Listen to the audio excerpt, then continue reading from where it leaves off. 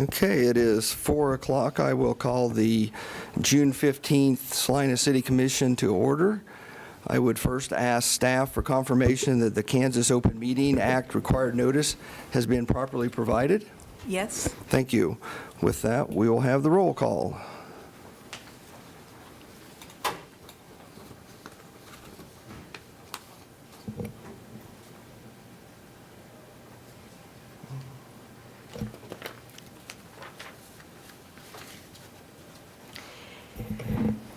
Commissioner France. Present. Commissioner Ryan. Here. Mayor Hoppick. Here. Commissioner Hodges. Here. Commissioner Davis. Here. Okay, thank you. With that, would everyone who's able please stand for the Pledge of Allegiance and a moment of silence. I pledge allegiance to the flag of the United States of America and to the republic for which it stands, one nation under God, indivisible, with liberty and justice for all.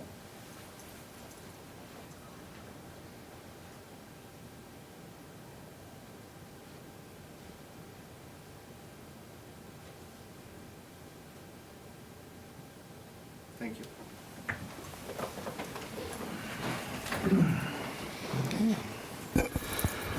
Okay, we do have one award, or proclamation, 3.1.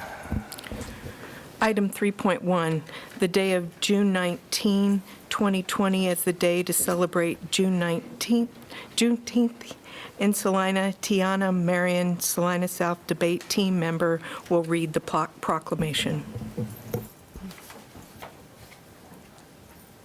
Whereas our country is made up of people from every nation on earth, who are declared equal not only in freedom, but also in justice, both of which are essential for a healthy human civilization. And whereas, on January 29, 1861, after years of violent conflict, Kansas was admitted to the Union as a free state. And whereas on January 1, 1863, President Abraham Lincoln issued the Emancipation Proclamation, setting in motion the end of slavery in the United States. And whereas on April 9, 1865, the Civil War ended with the surrender of Robert E. Lee to General Ulysses S. Grant at Appomattox Courthouse.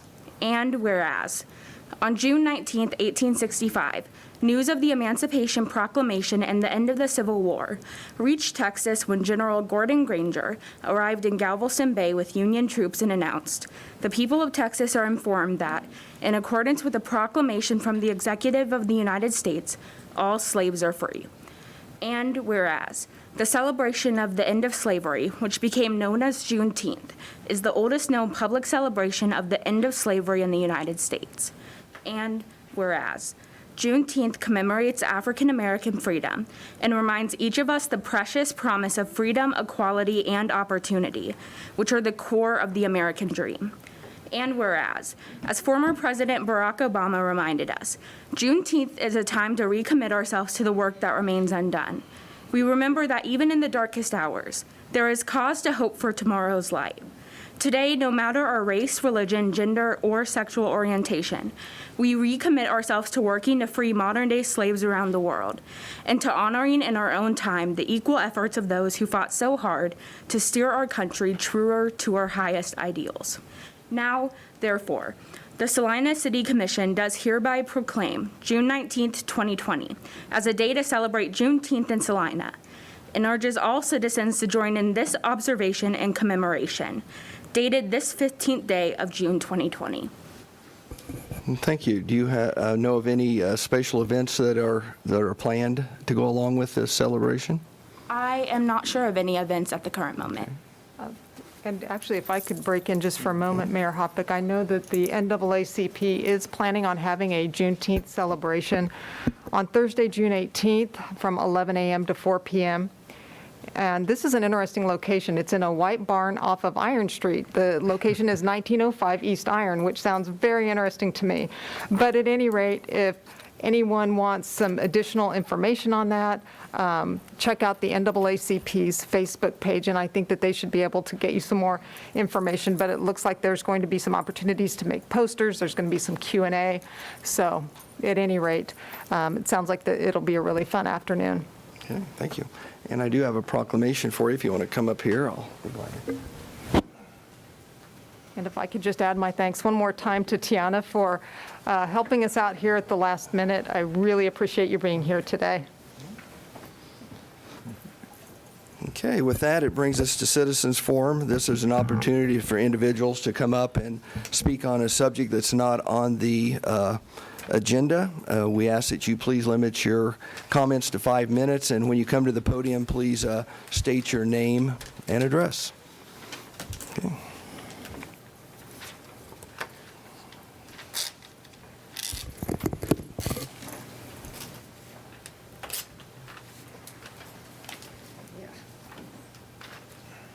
My name is Lene Meyer, and I am here from Salina.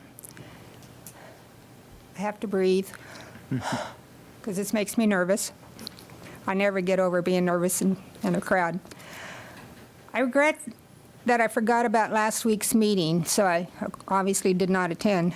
I did listen via Salina Media, and I do want to say I appreciate that service. It really is a valuable service for our community. It helped me get on board last week. What I heard from the meeting was several powerful statements regarding peace and justice issues. I was very pleased to hear of your willingness to have community meetings to hear specific concerns from the citizens. After all, we citizens, the taxpayers, are the boss. We voted you in. We need for you to listen. And I appreciate the mayor's statement of having meetings at certain times. That's an excellent idea. And I'm anxious and willing and open to being involved as I can be. One of the things I really am concerned about is how transparent will the meetings be. True transparency is absolutely necessary, and we citizens, voters, have the right to that transparency. And transparency not just with the current issues of peace and justice and all that's going on, but also with all departments within our city, financial, the Planning Commission, all the departments. One last thought. I want to know about the interview process when hiring new police officers. Are there questions regarding the applicant's motive for wanting to be on the police force? Unfortunately for some, and I'm not saying this is it in the city here because I do not know, but for some that apply, personally I believe that because of a strong ego with need for power and control and having their own life's issues can be a motivating factor for some, and that would concern me if that's not explored. So I wonder, and I'm open to hearing from whoever might answer, if there's any kind of psychological testing for people who are wanting to be on the police force. I did go online, which I am not very strong with, but I went online to check out the training for the police officers or the people in the police department. And as I read, there's a 14-week academy, then there's 2 weeks of post-academy training, and then 15 weeks of field training, and that's all excellent. I just didn't hear any or read any specific things about what kind of questions are asked in terms of interviews and that type of thing. So I have ideas. Anyway, I'm grateful for citizens that speak up and will continue to challenge myself. I have been neglectful in getting to some of these meetings, but I think because of what's happening in the world, it's made me more responsible within myself to pay more attention. So I thank you for your time. Thank you, Lene. Do we have others who would like to just approach the microphone? Please give us your name, if you would, please. Hello, everyone. My name is Drew Hansen. I live in Salina. I go to Southeast Celina High School. So the past couple of weeks have been a time some would describe as chaotic, disorderly, and tumultuous. However, my friends and I, who came here to speak today, would use other rhetoric. We would describe these events as inspiring, necessary, and inevitable. Celina has already had multiple protests. While we love that the community is coming together to support the cause, our coalition has yet to see any significant change in policy and order. That is what we're here today to advocate for. Last week, during an interview with KWCH, the police department released a statement saying that it already had all of the 8 policies recommended by Campaign Zero, a research group dedicated to ending police brutality.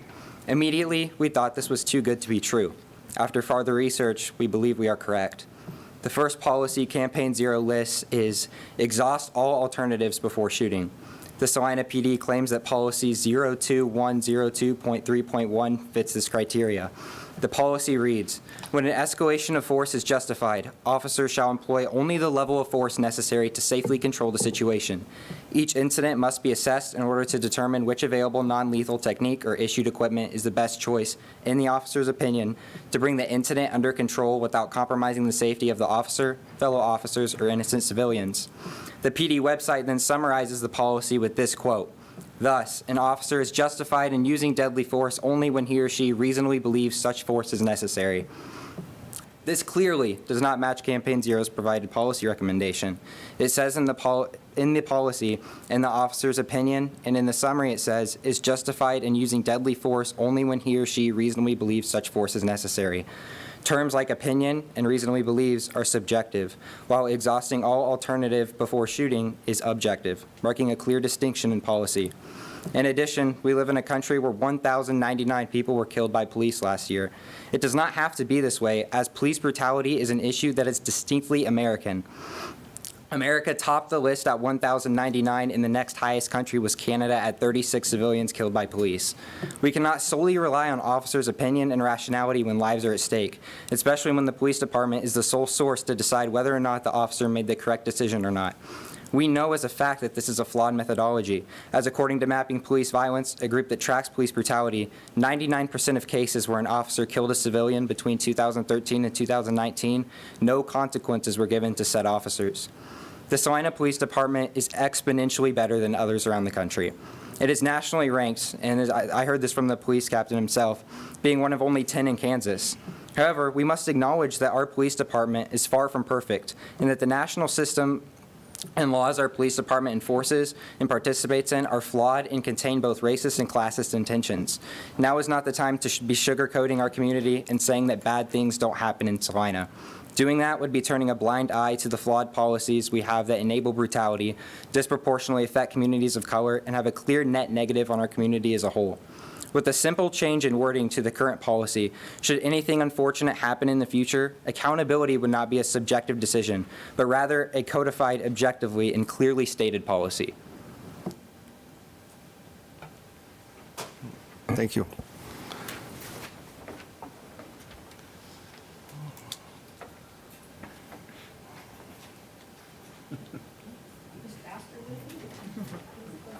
I'm sorry, I didn't see you. You want to come up? My name is Hernan Hernandez, and I'm here from Celina. The reason I'm here is because I got word that the city has decided to stop funding, if I'm not saying it correctly, I apologize, but the soccer that Celina Parks and Rec, has here. The reason was due to COVID. I understand that, but besides that, I'm someone who has always been around soccer. When I moved to Celina from Great Bend, soccer was booming at the time. Soccer was something that was big, as well as the other sports here. I'm saying every sport here is important, but in this case right now, I am backing up soccer. When the years that I've spent here, soccer then started kind of dying off and stuff wasn't being utilized the way it was. Again, being as involved as I am in soccer, I decided to take initiative and met some people around the city who helped, and then got the support as well from you guys from the city to bring back soccer, make it back to what I feel was what it was when I first got here from Great Bend. And we were having teams come from Hayes, from Great Bend, from McPherson, communities coming to Celina. I feel Celina is big enough to support the club that we have here now and more. Parks and Rec, I mean, if I'm not mistaken, if you guys look at the numbers, the Parks and Rec registration has gone up as well. We are getting talent that, you know, these youngs, there's a couple of them here now, players who I would rather them be outside with the ball, playing, doing whatever they could, any type of sport, instead of being behind the TV and playing Xbox, playing all that. I mean, you guys, I hope, would agree that playing outside is better than being indoors. And I understand with everything that's going on, you know, taking precautions, but I guess I'm not sure who can I talk to personally to see what, besides COVID, is the reason that soccer is being not funded. I understand that, you know, there's paying people and everything like that, but baseball and softball is going on right now, and I, you know, through the grapevine got word that they're being funded, or they're being allowed to use the city's fields. They're being allowed to use city's equipment to chalk up their lines and the bases and stuff like that. Can we do something similar for soccer to keep it? Because as of right now, I understand that it's being cut off from, let's say, today up until like March of 2021. Something that is, to me, it's kind of sad, because we had it to the point where soccer was year-round. We had it from January to January, and all those boys, whether it was indoor soccer, outdoor soccer, it has brought their, I feel like, their spirits up, their abilities to get better at something that maybe a lot of them can't, you know, wouldn't think. There's organization with Dave Atterkirk where he's collected soccer cleats to help those who maybe need the help, scholarships, there's sponsors, there's other ways to figure this out. All of a sudden just cut soccer off does not sit right with me, and I'm sure with more people here today. I'm someone who would do whatever I could to keep soccer alive here in Celina, to not make it to where we would have to be the ones looking out, you know, outside of Celina for soccer. When Celina's big enough to fund soccer, I feel like, or to hold a good soccer organization. I mean, look at the fields. You guys helped build new fields, you know, whether it was all you guys, Chris Cotton, whoever helped. They helped build then are we just gonna let them sit there now and not use them, not utilize them? I mean, it's something to think about. I know it's challenging times, but it's also not only us we need to worry about, it's the youth, like to keep them, I mean, besides what else is going on in our world and everything like that, keeping them distracted with any type of sport, soccer, softball, baseball, basketball, whatever, helps. And stopping soccer then pushes us who want to keep soccer alive in this city to look for other resources. And some of those resources, I mean, may not be with the city. So then, you know, whatever income money, whatever we could bring to the city, we're having to give to somebody else. So I would really appreciate if you guys could take the time to think about it. And again, I'm willing to meet with whoever, whatever, to see what we can agree on. Think of brainstorm ideas, whatever we could do to keep soccer alive in Celina. Thank you. Thank you. Mike, I mean, we've cut our budget, you know, significantly throughout the community, and I know part of the baseball, softball, and Chris Cotton would be a good one to talk to. There was a private group that came forward and offered to run the league and to also run some tournaments. So I'm not sure we've had those conversations with the soccer community. I know we would be glad to. Right. I've got a card here if you want to grab it, and we can certainly have those conversations. Yeah. Thank you for your comments. Debra Corrales, 124 East Charlotte. Today I just want to talk about how visual breed identification does not work. The experts say that when visually identifying mixed breed dogs, they are wrong 75 to 85% of the time. So for every 100 dogs in Celina deemed pit bulls, between 75 and 85 of these have been misidentified. These 4-month-old puppies were bred in 1965 by two gentlemen named John Fuller and John Scott. They published a book called Genetics and Social Behavior of the Dog. These puppies and 70 others produced in this study, both parents were purebreds. And trust me, they don't look anything like their parents. A more recent study was done in 2015, produced the same results. Let's stop visually identifying what we assume are pit bulls and start using DNA. DNA in dogs is now 95 to 99% accurate. Human breed identification by vision is not. These puppies are Cocker Spaniel.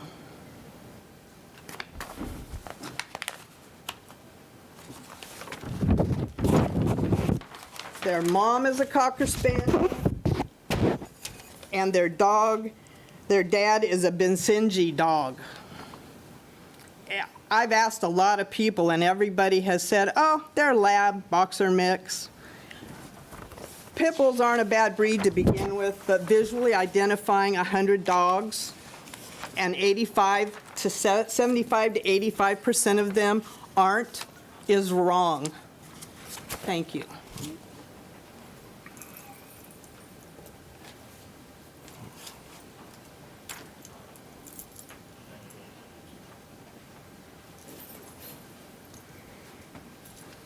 Tylar Sartain, 233 North Kansas Avenue here in Salina. Good afternoon. It's definitely been an interesting past few months, to say the least, but I'm very glad that we're all here and having these discussions. And I'm very thankful for all the young people that are bringing up opinions, and I'm also thankful for our Salina police force and all the other things that are going on to keep our community going. In Salina, there continues to be a problem for good citizens and their canine companions. That is BSL. I know I can't convince the majority to repeal it, but if we could revise it, I think it would help appease the issue of innocent dogs being taken away from responsible owners. Maybe we could add a clause that allows people traveling or vacationing to Salina to keep their pet with them without the chance of them being taken. Last month, I spoke with some friends who were looking to move to Salina to be closer to their jobs. But I had to warn them that if they bring their Staffordshire Terrier into town, that they would risk losing their beloved pet. They settled elsewhere. Last summer, I talked with two individuals at one of our parks who were on vacation visiting a family in Salina. They happened to have their Staffordshire with them. I warned them to be careful about having their dog out in public because they're illegal here. They had no clue about it and decided to pack up their kids and their dog and leave the park out of fear that they would get reported. BSL is flawed. It doesn't reduce dog bites or attacks from all breeds. It costs our shelter money, and right now, we all know money's tight for everyone. So please consider an addendum to our current BSL to allow safe passage and safety of these dogs who may travel to Salina due to the owners vacationing and not knowing our laws. Thank you. Thank you.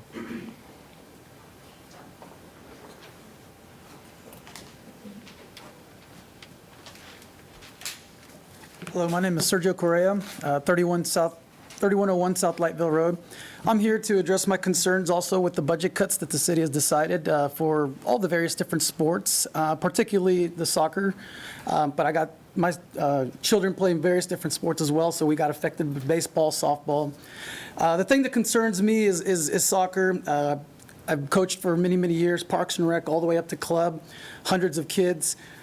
It's just very unsettling that the city would decide to cut budgets for the youth. Obviously, these times obviously aren't great. A lot of kids have been stuck at home, not been able to go to school. Now they can't even participate in sports. They've already gone 3 months locked indoors, playing games, video games and phones. And now that I know of from the email that we received last week through the end of this year. So that's no indoor sports at the indoor facilities for the field house. As a citizen of this community, taxpayer, that's unsettling. The city has spent a lot of money on the downtown area, and now they're budget cutting for the youth. To me, is very unfair. I believe Chris Cotton and Dave Outercreek have done a great job with soccer, and especially bringing it to town. Like Hernan had mentioned, we're able to play soccer year-round now. I coach some competitive club teams. We are able now to compete in Kansas City and Wichita, and a lot of that is due to being able to participate in a sport year-round. The field house has done that, but it seems like this year that's going to be cut for us. There again, I would like to see what is it that we could do to be able to use the facilities, just as they've done for the baseball. My son plays baseball as well, and we're able to participate in that. But I want to know if we can do something possibly for the soccer as well. My other concern is the field conditions. We've been practicing since we are allowed to go back outside. We've been practicing, and the fields over at the Magnolia Complex are unplayable and unsafe, especially for soccer. The grass right now stands at about 4 inches. Playable field conditions need to be at about 2 to 2 1/4. We practiced last Thursday, and myself as a grown adult had trouble running with the ball through that grass. I understand they've cut back to, cutting the grass maybe every other week, every 3 weeks. But for us, even being able to compete, we played club in Wichita, and now some of our players are going to Kansas City.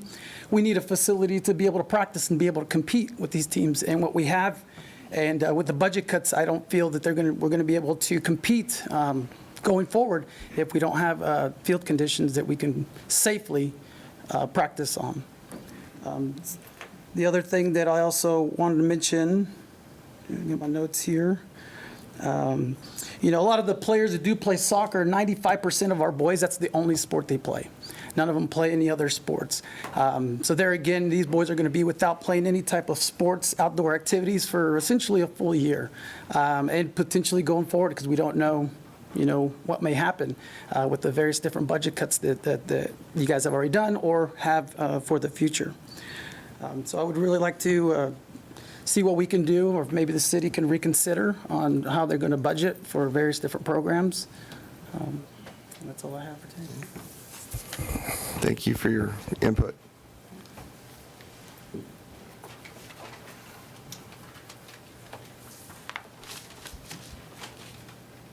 Hello, my name is Santiago Vasquez, and I live here in Salina.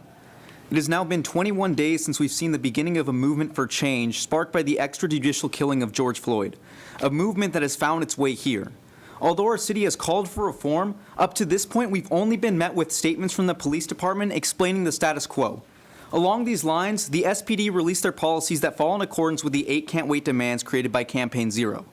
In response to the third policy, a ban on chokeholds and strangleholds, the SPD cited Department Policy 02102.D8, which says, the use of neck restraints, chokeholds, or other similar weaponless control techniques, however, are prohibited unless the use of deadly force is authorized.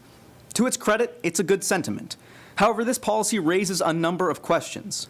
Referencing the first policy, which Drew read, it states, thus an officer is justified in using deadly force only when he or she reasonably believes such force is necessary. Chokeholds are then essentially authorized whenever an individual officer deems it reasonable. The question then becomes, how does an officer determine the level of force reasonably required in a situation? This question becomes even more troubling when taking into consideration the undeniable existence of implicit bias and discrimination. This will undoubtedly disproportionately affect Black and brown communities, which have historically been deemed more dangerous. Yet another question arises from this policy. Who is the arbiter of reasonability? If an officer steps out of line, who decides that they've broken code? The department has stated that it is the officer's superiors who are in charge of examining their actions through the chain of command. But last Monday, Eddie raised a much-needed question. What if the system is broken? As we have seen across the country, many police departments have failed to indict their officers for excessive uses of force or general abuses of power. We should be incredibly critical of a system that allows the police to police themselves. The final question we must be asking is, what enforcement mechanisms does this policy have? If an officer is indicted for using a banned technique, what consequences will they face? Without a proper enforcement mechanism, there is no incentive to follow these policies in the first place, as we have seen in too many news reports over the years. Even when an officer is indicted for a crime, they often don't face a proportional consequence for their actions, and can even get their records clear and find a job as a cop elsewhere.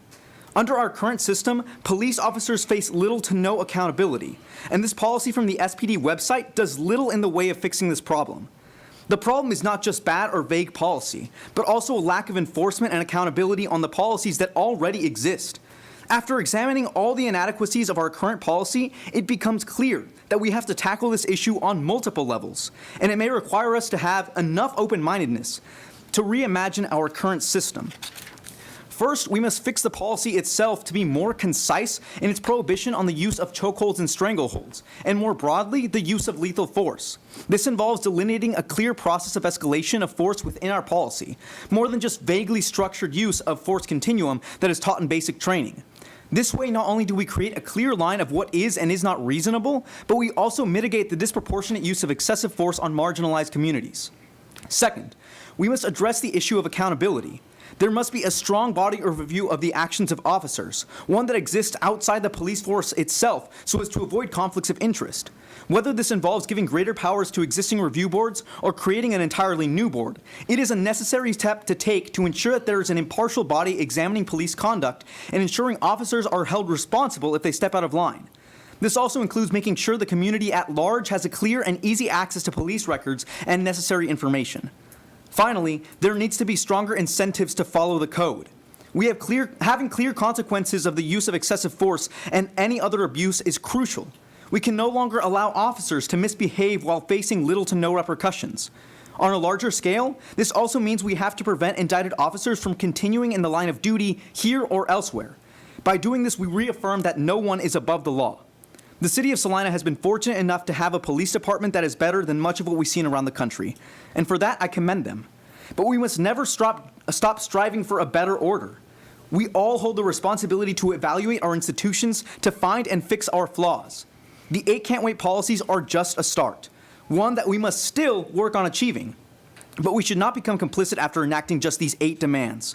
We must also go above and beyond those policies to achieve a truly fair system. Our community has been asking for change. Let's make it happen. Thank you.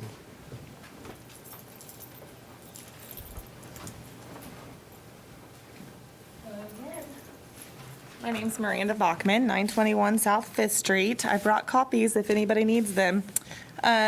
So my problem lately is the lack of demonstration from the city as far as publicly saying that we believe that our Black lives matter, specifically minority lives. So I have drawn up a proposal.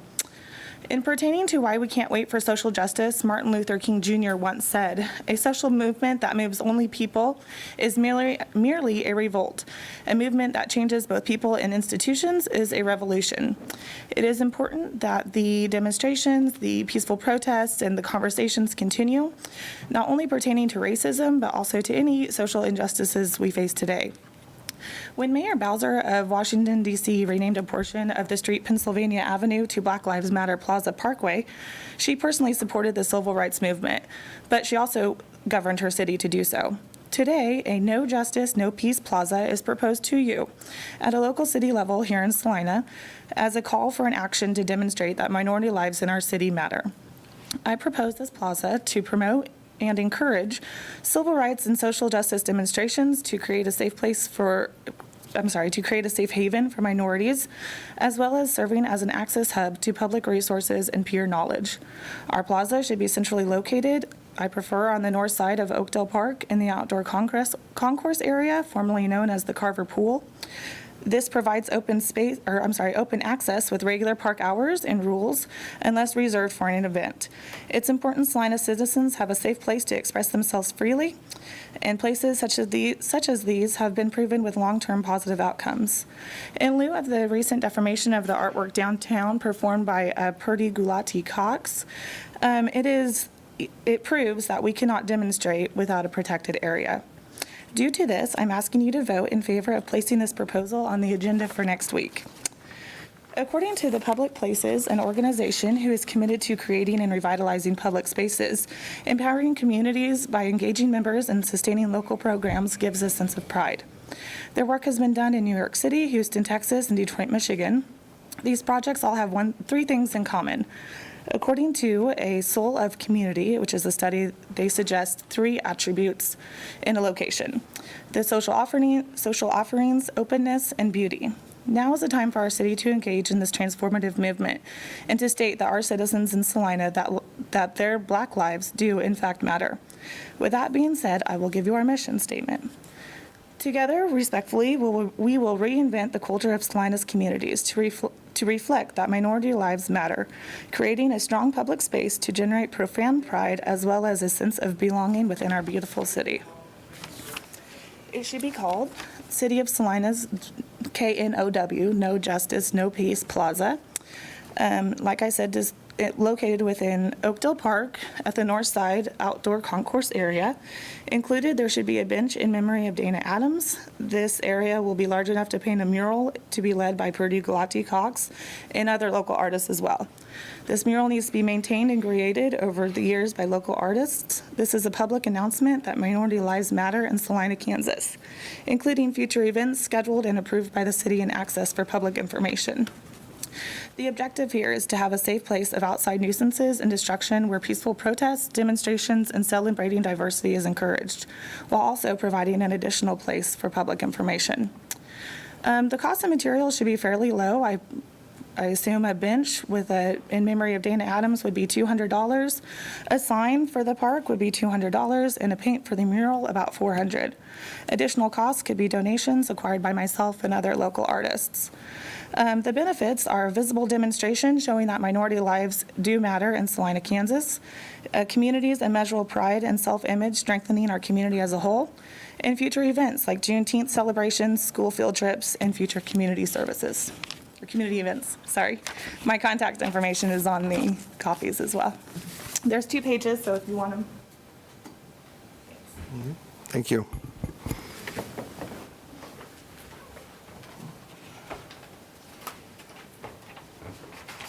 Hello again.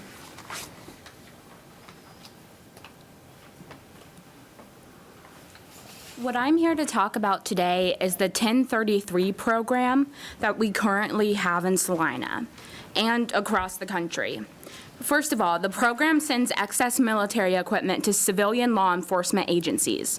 Since 1990, 1033 has sent over $5 billion to agencies across the country. Departments mainly request ammunition, clothing, sandbags, medical supplies, flashlights, etc. However, some departments have also gotten weapons, armored vehicles, grenade launchers, and mine-resistant vehicles, all of which have also been obtained by school districts and universities around the country as well. The Los Angeles Public School District apparently had grenade launchers, which no school district needs. What we need to see is that Salina PD has used the 1033 program to get a $200,000 armed vehicle in 2013, but it's hard to see why Salina would need such a thing. So I am calling on the City Commission and the City of Salina to stop using the 1033 program. Cities across the country can opt out. Or there's another option. The Salina PD can also the City Commission can also ban the Salina PD from getting weapons and armored vehicles from this program. While we've only used it once, it is imperative that we stop, specifically because of the weapons that not only could be used by our police department, but could also be used in our schools. It is not enough to simply not use it, but we have to make sure that future city commissions and future police departments of Salina will not be able to get access to these weapons that I mentioned, such as armored vehicles, grenade launchers, and mine-resistant vehicles. So that is one thing that the City Commission, I believe, needs to do to show that we are against the militarization of the police, but also to show that it's not okay to use excessive force against citizens. Cities across Kansas have already tried to show support. We've seen other city commissions, such as Lawrence, Kansas City, and Wichita, already talking about these issues. But one thing we can do by opting out of this 1033 program is send a signal to other cities in Kansas that it is not okay to use this program, and it is not okay to use excessive force against citizens. We've seen excessive force used in the Black Lives Matter protest in Kansas City and Wichita. And if we were to opt out of this program, it would send a signal not only to stop the use of 1033, but also to show that Kansas, even Celina, does not accept the militarization of the police and excessive force against civilians. Thank you. Thank you, Tara.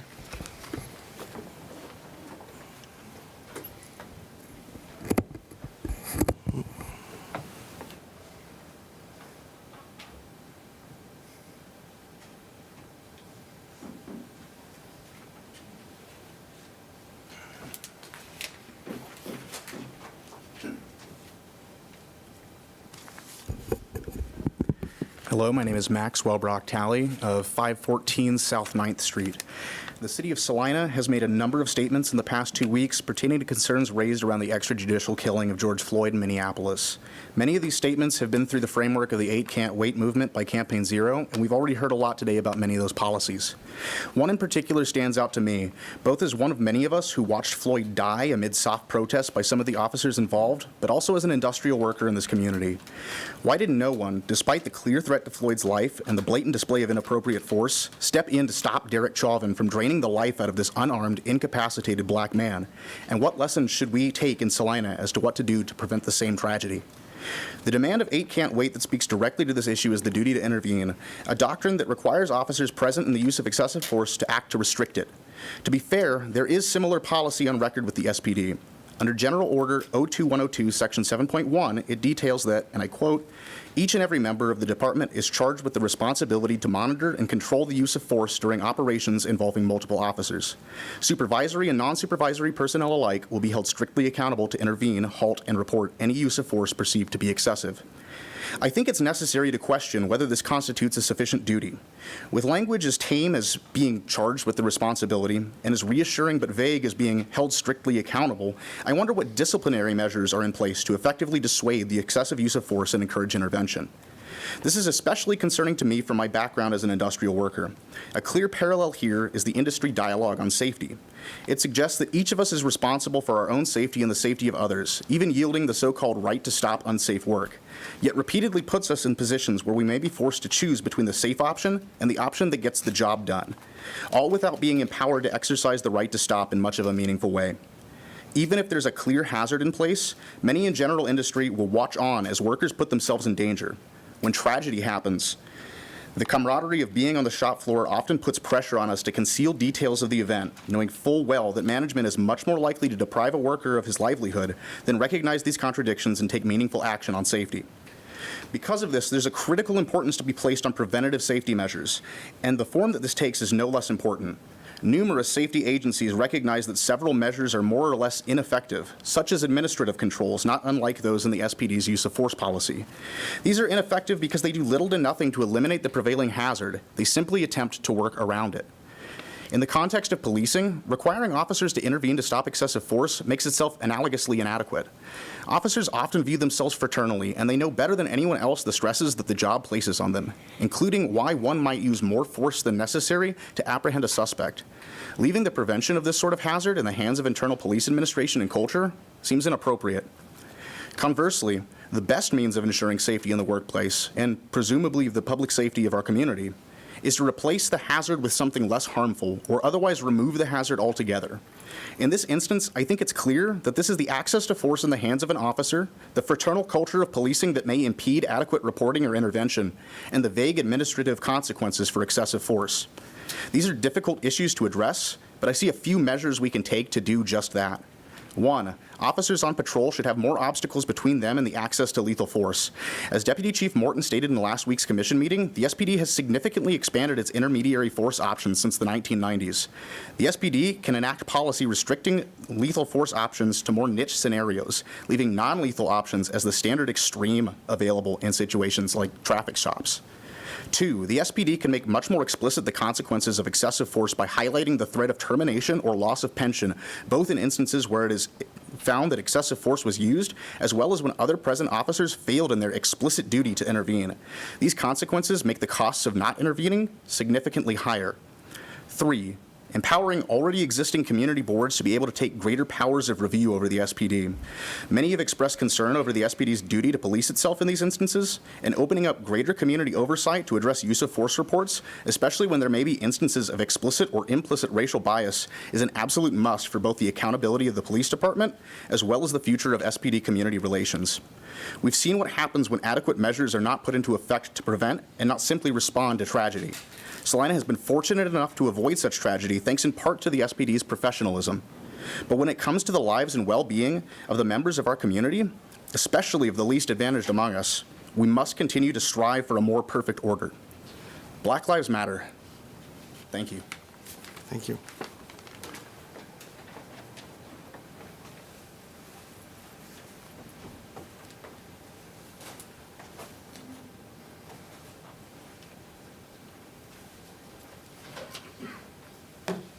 My name is Luke Stanford, and I'm from Salina. The America we knew only a few short months ago is gone forever. Yet that is not something I say with even the slightest tinge of nostalgia. It needed to happen.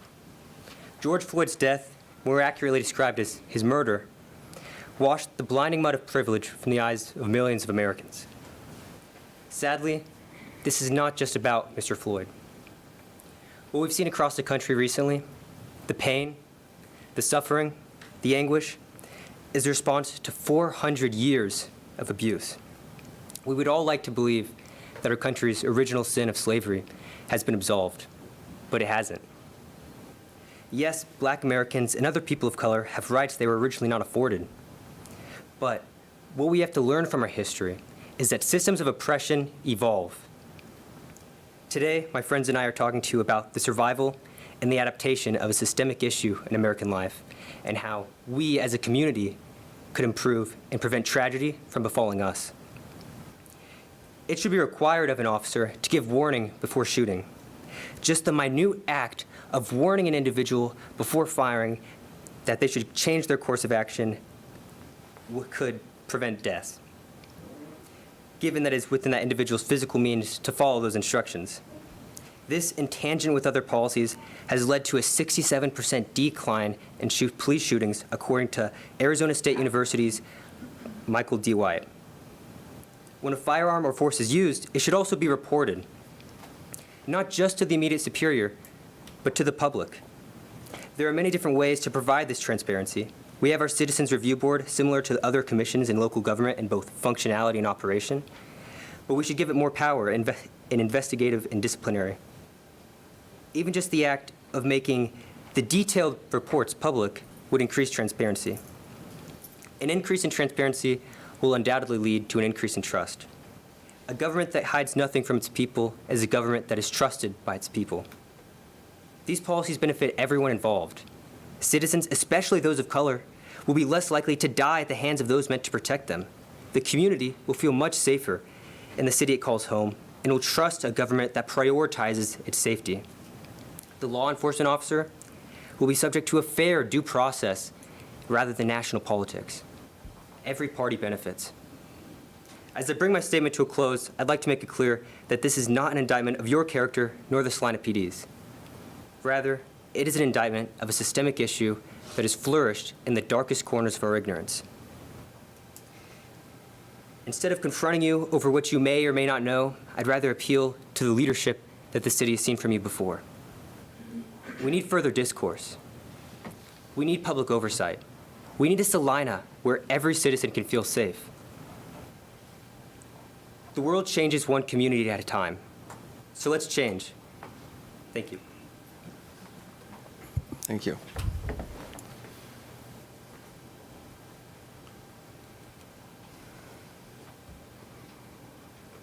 Do we have any others?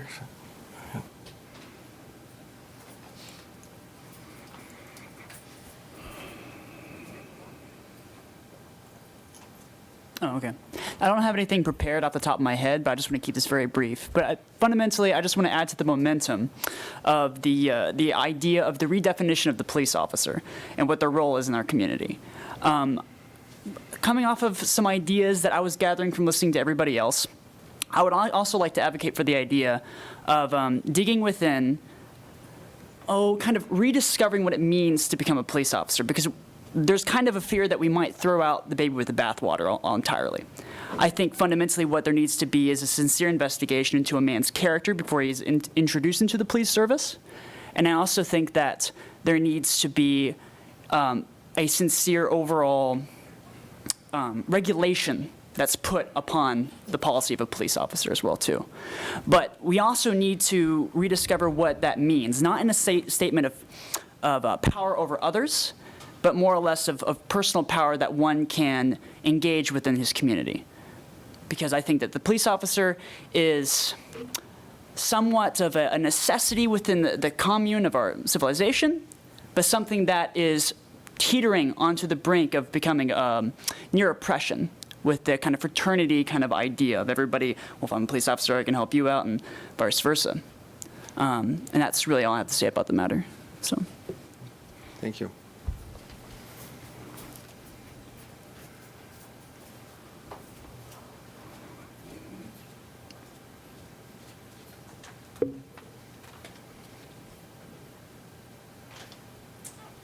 Hi there. My name is Mark Martin, and I'm from McPherson County, but I coach a 2008-2009 boys soccer team here with Sergio. And I just wanted to just say a couple of things. First of all, I just wanted to commend the city of Salina for the incredible facility that you guys have. The field house is just really, it's a shining example of what can be done in a city that is growing. And you can see it from the downtown area. It's really impressive. I have coached this group of boys now for about almost a year. And the greatest benefit that the boys have had has been from the end of the fall season through the winter, going into this spring. And just for some context, so we didn't have the numbers so in Celina alone or McPherson alone.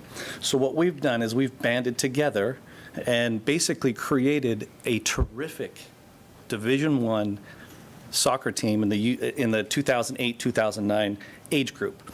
By doing that, this group of kids basically have exceeded all of our expectations. Part of the reason why is because once we went through the fall season, you guys had the opportunity for those kids to play futsal indoor. They had the opportunity to play a season of 3v3 soccer. Now, if you're not part of the soccer community, I can understand that it's easy to overlook. But for the kids that are involved in this and the parents that are involved, it's life almost. When you're a 10-year-old boy and you get to play the sport you love, not just outside, but inside as well. The talent level has just completely risen in this area. And I'll just kind of, again, tell you a little bit about this group. And it's not just this team. All teams have risen. But I just wanted to say this. The group that we coach specifically, out of the 4 tournaments that we've played since we've been together, they've either won or come second in every single tournament. And this is a team that plays at the highest level for their age group, Division I. Okay, these kids are on a trajectory right now from where they were to be Division II and Division I college players at one point. They're on that trajectory right now. In fact, out of this group that we have 4 kids right now that have been selected to play in the National Premier League. Now, I know that a lot of you won't know what that is exactly, but that is the top division or the top league for players at the age group that we coach. All right, there's the MLS academies. All right, and they have their own set of teams, and they, like Sporting will play Atlanta and those types. They have their own league. Below that league, or just about the same, they have what's called the National Premier League. And we have 4 kids, and actually another kid who's going to try out this week, that have all made that team in Kansas City that gets to play against the top talent around the country. Okay? And that's right here in Celina and McPherson. And part of the only reason I bring it up is that it wouldn't have been, I don't think it would have been possible had there not been the facility at Magnolia and the field house through the winter. I mean, the development of those kids through the winter has just been, it's a lot. I mean, it really makes a huge difference. And, if there's anything that we can do as a community, and I say community, I mean McPherson, Celina, because we work together with this because we don't have the numbers of Kansas City or Wichita. We need to do what we can. Thanks. Thank you.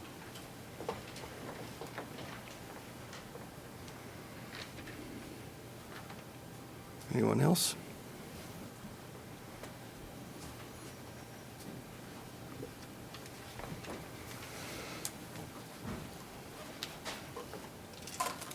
Joan Ratzlaff, Salina.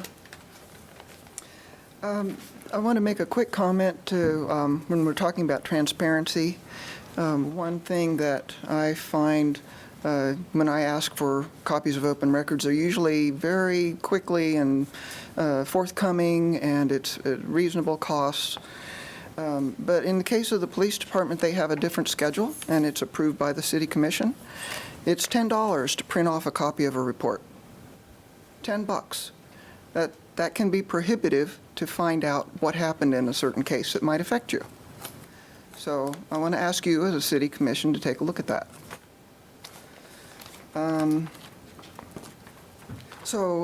Regarding the events that have been going on and everybody who's here, it's great that this number of our young citizens are here today and last week, and I don't think they're going away. My comments, really short. Murders of black people by law enforcement has been in the news not just in the last month, but for years, for decades. It's always somewhere else. But let's not imagine that Celina is immune, that it could not happen here when other acts occur that shouldn't. Let's not imagine Celina is immune from the harassment that is a cruiser following a driver for no reason. Let's not imagine Celina is immune from the disrespect that is an LEO taking a complaint from their car while the victim stands in the rain. Let's not imagine Celina is immune from the fear of retaliation for complaining about police abuse or neglect of duty, because those things happen here. And I have a question. Well, I'll get to that. But instead, let's imagine Celina's finest is opening to hearing the truth and examining those statements and looking to see where the changes need to be made. And there's a lot of good ideas coming from people here today and those who couldn't be here.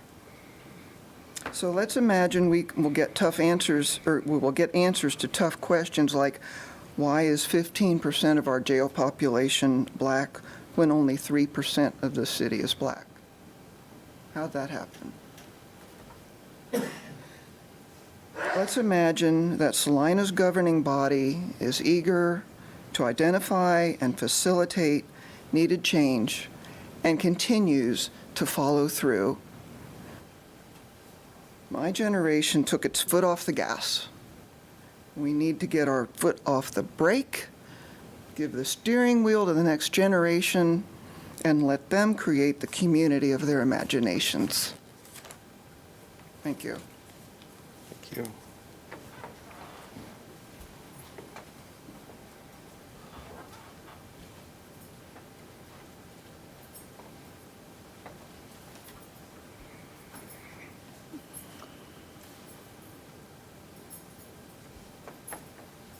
Good afternoon. My name's Lyle Ripple.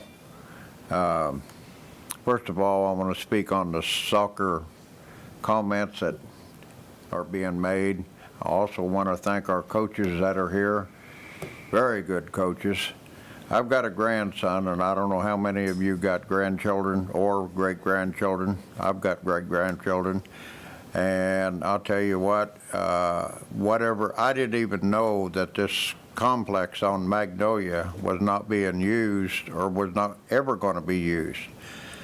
Saturday, I went up on the hill to my granddaughter's house, and I noticed that the Bill Burke softball field, baseball fields are really big occupied.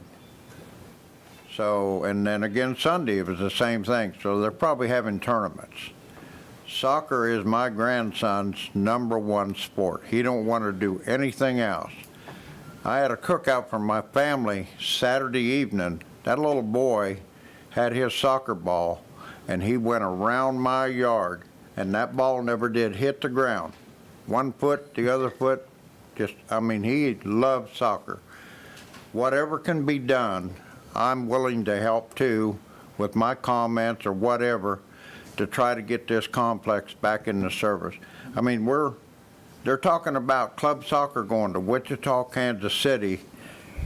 Why can't we get some of them soccer clubs to come to Salina. We built this new hotel downtown. We got a new hotel, motel out there on Ripple Drive, and see some of these people to come to our town and play and spend their money here instead of going to Wichita and Kansas City. So I'm all for getting this done. And I didn't even know about the Magnolia deal until this morning. And I was going to Abilene to pick up a granddaughter and bring her back. And I called the Salina Parks and Recreation, and I talked to Chris, and he told me what's going on out there. After going by that, and after hearing him talk and everything, I got to visualizing what's going to happen to this soccer field. Such a beautiful field, big field, and just bought some more land, I think, to expand it. Are they eventually going to put houses out there? We got places for houses all around Salina. We don't need that. So I'd like to see this get back in.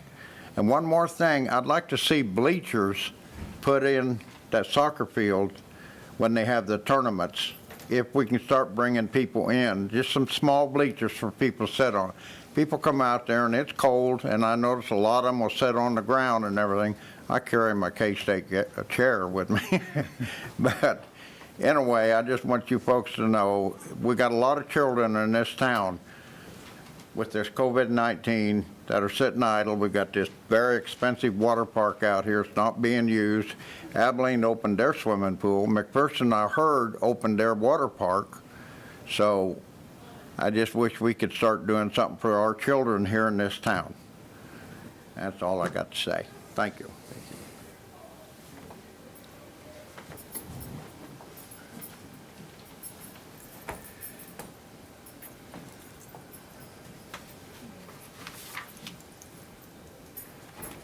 Mr. Mayor, Commissioners, my name is Joel Weimer.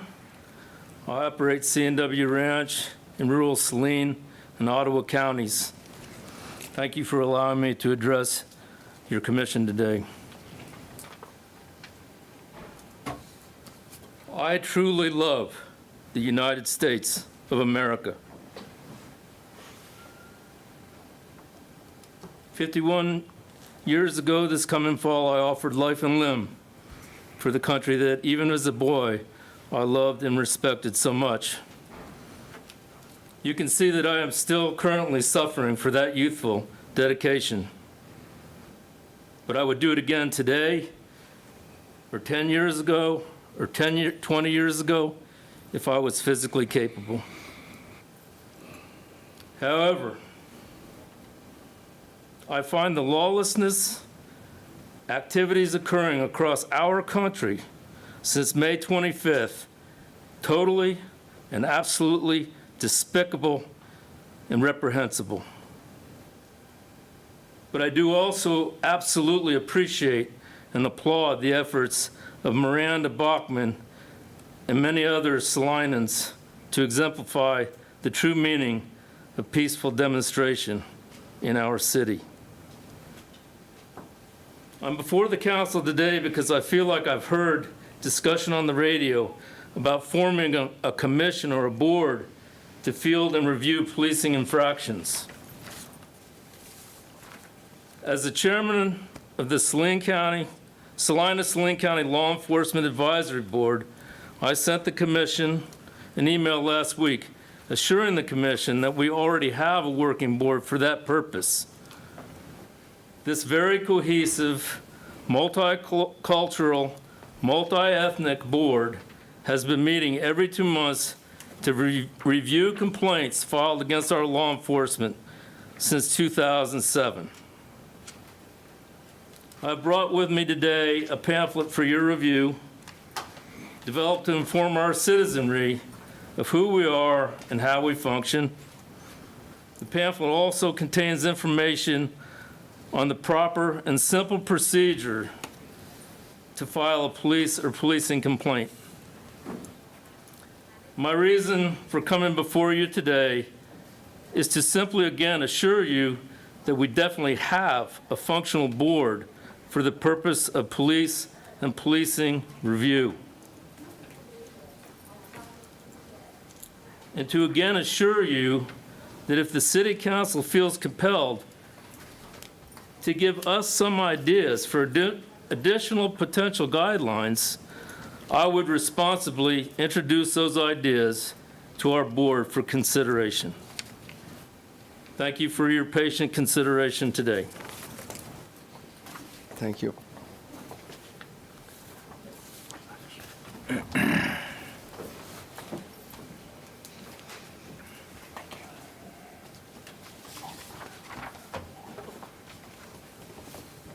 Do we have any others that would like to approach?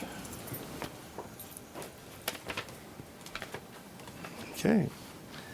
If not, we will move on. And I guess before we move on, we have, as commission and with staff, been discussing how to move forward. I think we all realize that we need to discuss the training, the accountability, the enforcement of our police department. There's a lot that we need to learn ourselves, and we will be having some public meetings. I know we've talked about maybe having a study session, again, opening it up to the public. I've talked to City Manager Mike Scragg that maybe we could have that open meeting sometime following a City Commission meeting. That would make it after the 5 or 6 o'clock hour that more individuals would be able to attend. And I know the police chief has been on vacation, so he's just recently gotten back, so we are meeting with him. And I don't know if you have any other comments you'd like to make, Mike, about kind of our timeline. Yeah, both Chief Nelson and I have reached out to community leaders and stakeholders trying to get their input about what I'm starting to call listening sessions. Got quite a bit of feedback about kind of two avenues. One is truly just a listening session to hear about what the issues are in the community and give citizens an opportunity to share their stories and emphasize to leaders in the community kind of the experience, the Celina experience, so that, you know, to some of the points that are being made, that we can't say that it's happening elsewhere and not in Celina. And some of that feedback was also that the participants in that listening session ought to be more than just the chief of police or the city manager or even the mayor. It would extend to other leaders and organizations and businesses in the community. So trying to kind of facilitate that and find a group that can put that together, as well as a venue and a schedule. So we'll be pulling that together. And then the other thing that we've been doing is the 8 Can't Wait is one example, but there's plenty of examples of documents out there and guidance or suggestions about various policies. So we've been going through those and trying to inventory those, get a good sense from the 21st Century Policing document to the Department of Justice findings in Ferguson to the New Era Policing and Campaign Zero, things like that. Trying to, until today, there's been more conversation about Black Lives Matter and concepts in general. There was a lot of specifics today, which was helpful. These documents that I'm describing certainly provide a lot of specifics as well. So I think that becomes a starting point for review and a starting point for conversation, and the combination of concerns that were raised today and those type of documents might be some talking points for a study session as well. So I think there's really kind of 3 things going on there: a listening session or multiple listening sessions, review of recommendations, and then reporting out to you what we currently do and where there might be opportunities for changes and improvement. I'm going to look to the fellow members of the governing body. What would we like to see as a schedule for getting some of these listening sessions underway? Because I think it's fantastic to try to assemble a group of diverse people to be able to listen to concerns. But I also think that there's a sense of immediacy that we need to get going and to start working toward some solutions. So for myself, I'm thinking, we don't have a meeting on the 5th Monday of the month, which is the 29th, and maybe that could kick it off like that first evening, like a 7 o'clock meeting or something like that. But I think I would feel a lot better if I knew that we were working toward a date specific, or some sort of a goal that we could set for the next 2 weeks, 3 weeks, as opposed to just not having kind of a stated goal or stated timeline for when we'd like to have this accomplished by. You know, if I might, first of all, I would like to thank the people who appeared today and made presentations. Lots of ideas, lots of good comments. My head is pretty much swimming with all of that and with the about 400 pages of information the city manager sent us over the last couple of days in terms of other documents, other suggestions for proceeding with this. And I don't know if you can tell, but I'm having trouble sitting still because I would like to get something moving. Lots of ideas. They need some organization so we can address some, you know, in some order. And I don't know what comes first. I don't know what the best way is to work through some of these things. Listening sessions, I think, are a great idea. We will need to document those, and I hope we can document some of the specific comments tonight. I've been making notes madly, but I've probably missed more than I got. You know, one of the things I would be interested in pursuing, and one of the things I picked up in just the limited reading I've done at this point, is you know, the role of the Law Enforcement Advisory Board. I know we've got one. But that's about it. You know, I've read the brochure that's online, but there are other things I'd like to know about that. How are they appointed? What are their terms? Do they take minutes of their meetings? What's their mission statement? What kind of complaints do they hear? What's the current membership? How are they accountable to the public? And that relates directly to how they're appointed. Are the meetings open to the public? Are the meetings advertised? Are the records open to the public? Is this a public agency within the meaning of the Open Meetings, Open Public Records Act? And it seems like all of those play into whether or not this is the group that we want to move forward with versus maybe trying to find some other way of handling this issue, or using this group but modifying the way it works in some way. And I'm saying that not understanding fully how it does work. So I just think there's lots of things to do, and I would like to see us get started on it sooner rather than later. Mr. Mayor? Go ahead. I like the idea of having a specific date or target date. I have a little sign on my desk that says, if it wasn't for the last minute, nothing would get done. And it's a reminder, you know, for me, the way I work, set a time by which it has to be done, that I work towards that. But I think it's real important that everybody wants to change. The five of us cannot change the culture of 50,000 people. You can legislate certain things, but with morality, all you do is set penalties for misbehavior, and you even get to define what is misbehavior. But as a community, we're going to have to be very careful what we determine the problem is, because some things that we think are problems might not be the problem. You know, the problem may be, you know, if everyone who's getting arrested is, oh, by the way, also has no health insurance and they're poor, okay, there's a deeper issue that we may not be able to solve completely here in Celina, but we're going to have to be aware of the fact that some things are going to be under our control, some things aren't. But I'm convinced this is a measure twice, cut once situation. And for a lot of the things that you know, and I have perceptions and beliefs, I don't know if data would bear them out. You know, when people say, oh, yeah, guess what happened to her? And then, you know, the story, you tell it to 10 people, by the time the 11th person hears it, totally different. So we have to be very careful that what we think is the problem is. And I've been taking a lot of notes. I'm just going to read just keywords, not suggestions. But what I'm hearing, you know, screening, training, transparency, oversight, consequences, community culture, communication, complaint process, and I don't have a short way to abbreviate the law enforcement board. But, you know, should it stay a review board or should it become a proactive board? And even these may not be all the issues that need to be addressed, but we need to find out what it is that needs to be changed. And realizing that change will require hard work.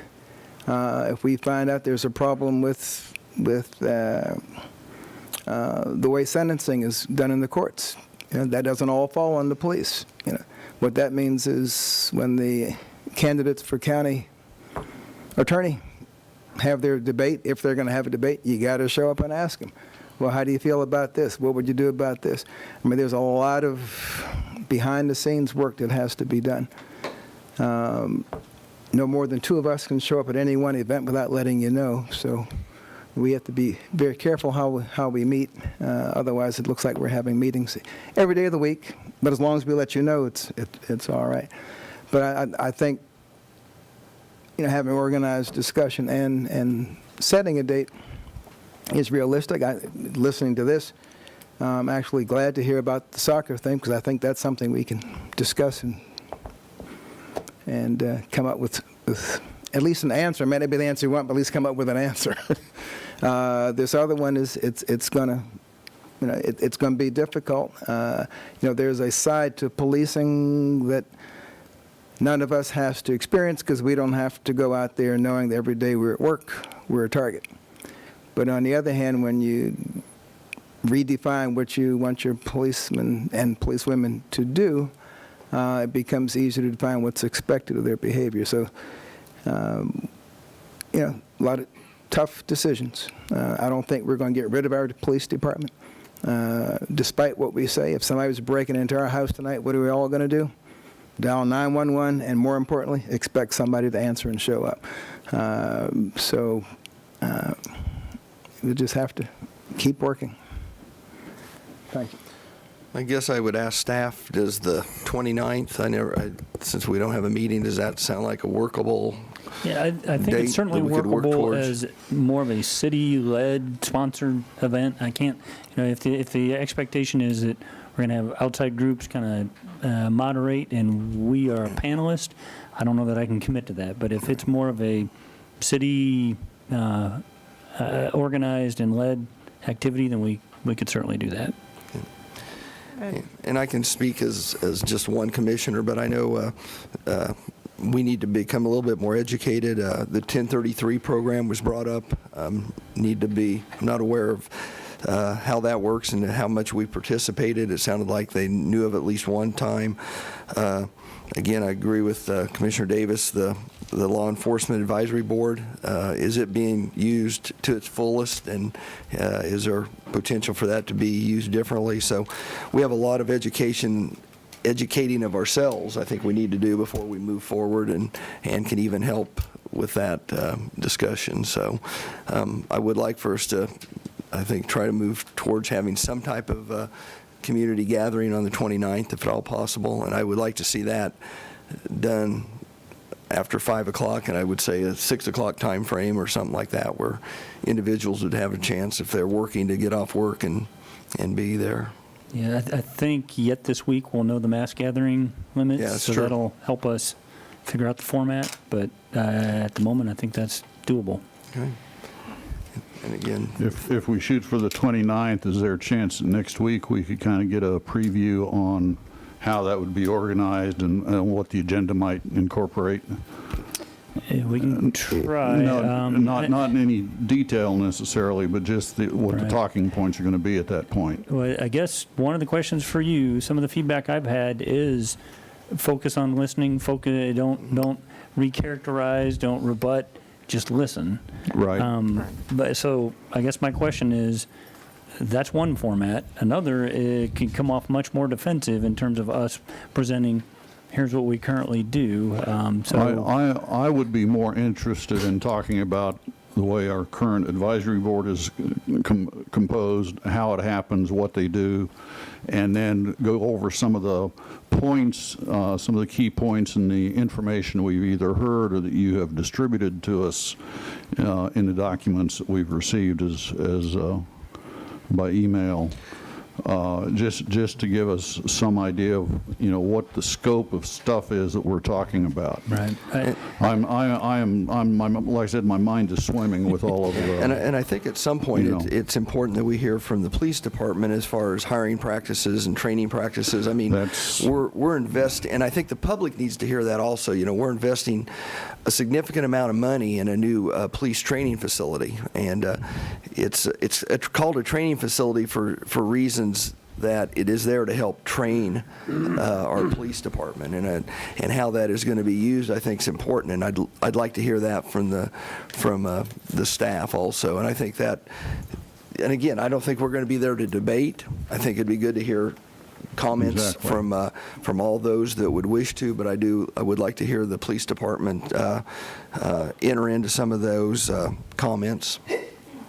Yeah, I do want to disclose, I may be a couple of steps ahead of you in terms of the information I provided, but one of the things that we're working on is taking literally those hundreds of different topics and recommendations and trying to categorize them. So I think one thing we might be able to do is say that the community conversation seems to revolve around these categories, the literature seems to revolve around these categories, but if you've looked at what I've sent, it goes into, it's much more granular than that, and I don't know that we'll be prepared to, speak to that level, but we can certainly get started. And I do believe Celina is a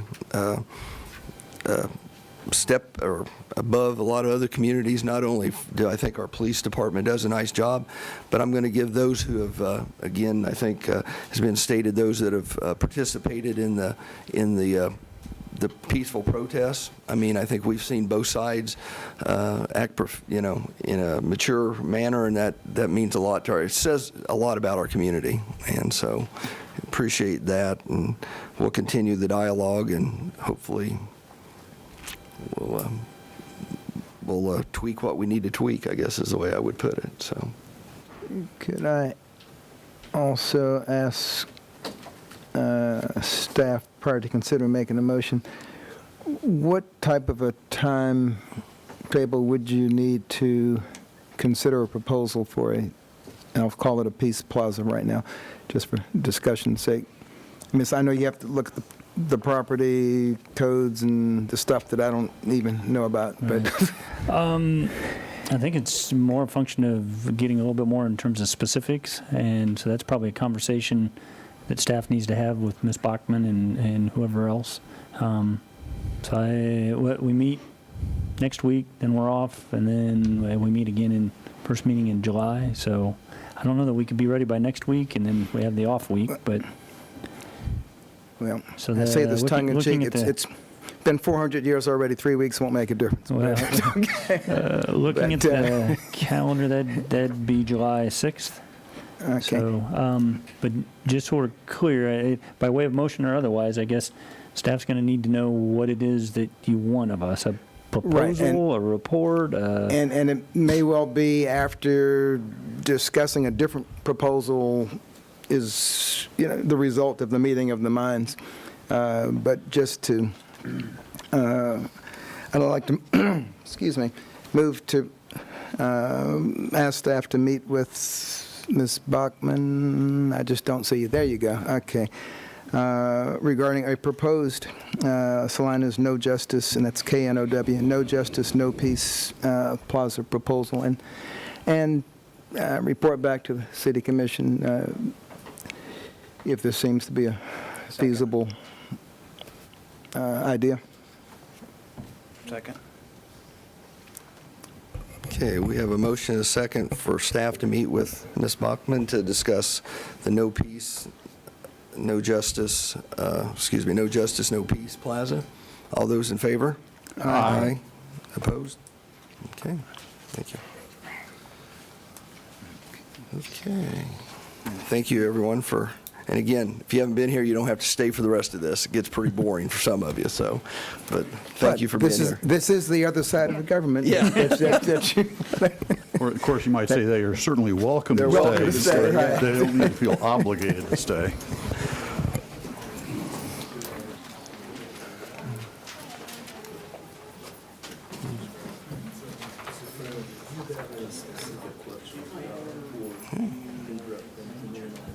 Okay, okay. All right, thanks. We'll give everyone a chance to clear out, and then we'll move on.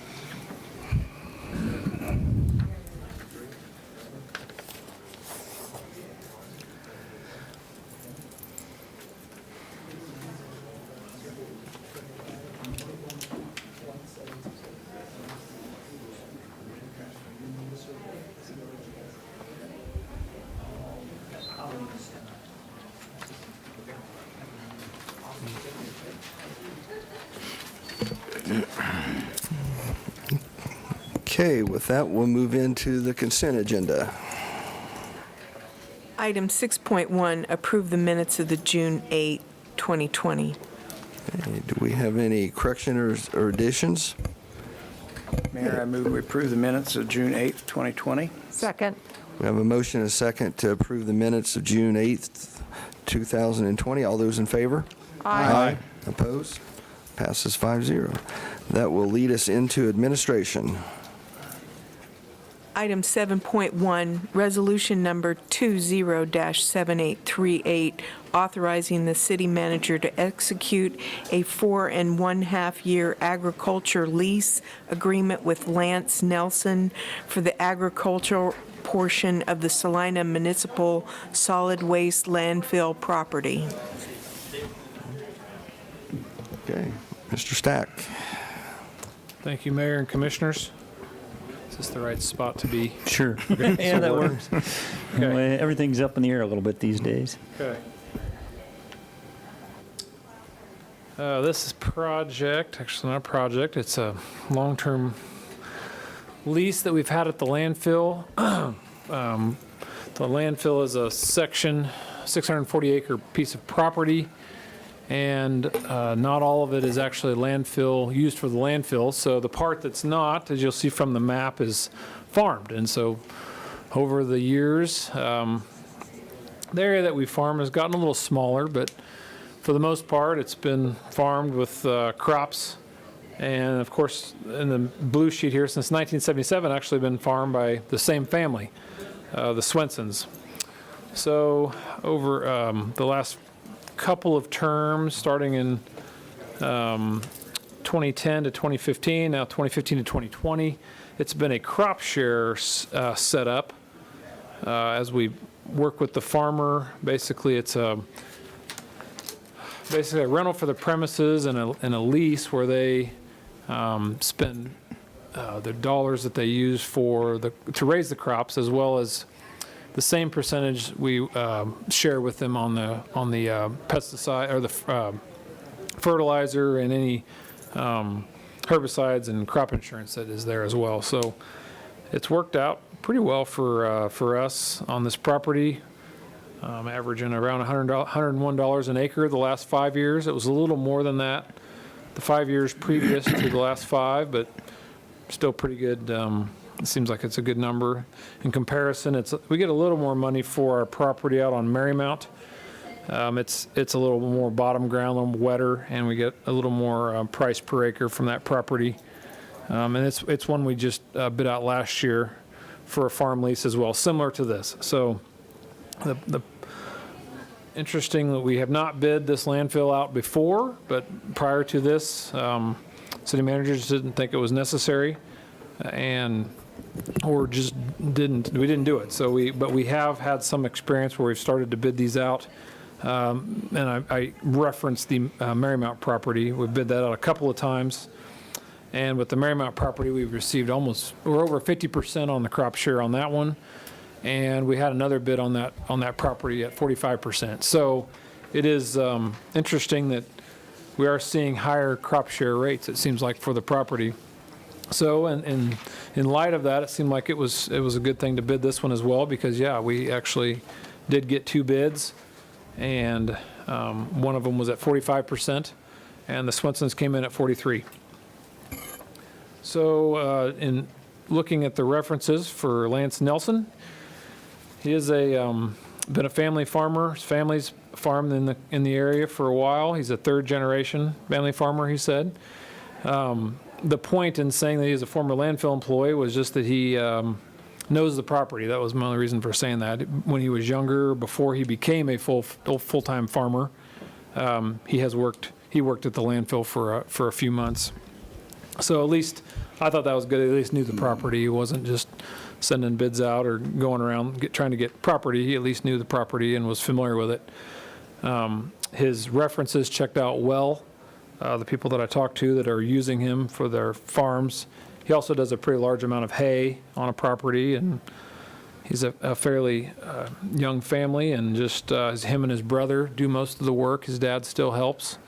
So has about 1,000 acres, he said, that he farms. So this doesn't seem to be too much for him to handle. So that's, from my chair, that's about as much as I know about farming and as good as I could check out for a farmer. We didn't have any real specs for this job, and it's just, he's willing to give us a little more percentage, and so we feel like that's a fair bid process, and he won. So I would sit here for questions.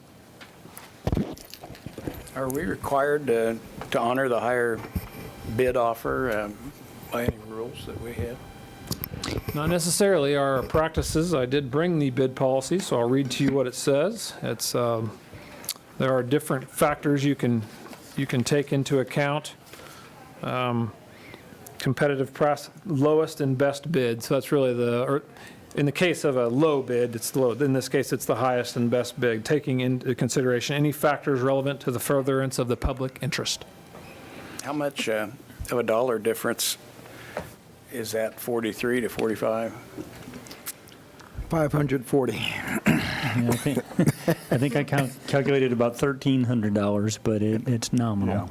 Yeah, it's I'd say it's about 1,300. That much?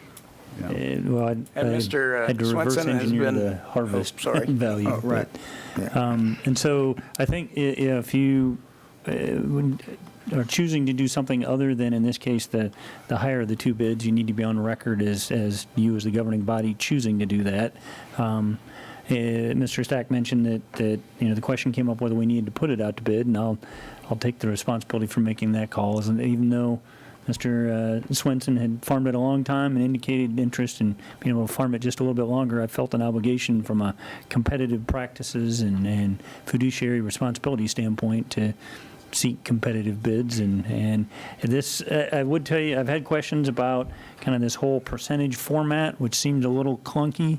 But in my experience in a prior community, we bid farm ground and used the same format. And I assume that it tries to factor in the fluctuations in the market rather than try to lock in some dollar amount that might be difficult for a farmer to commit to over time.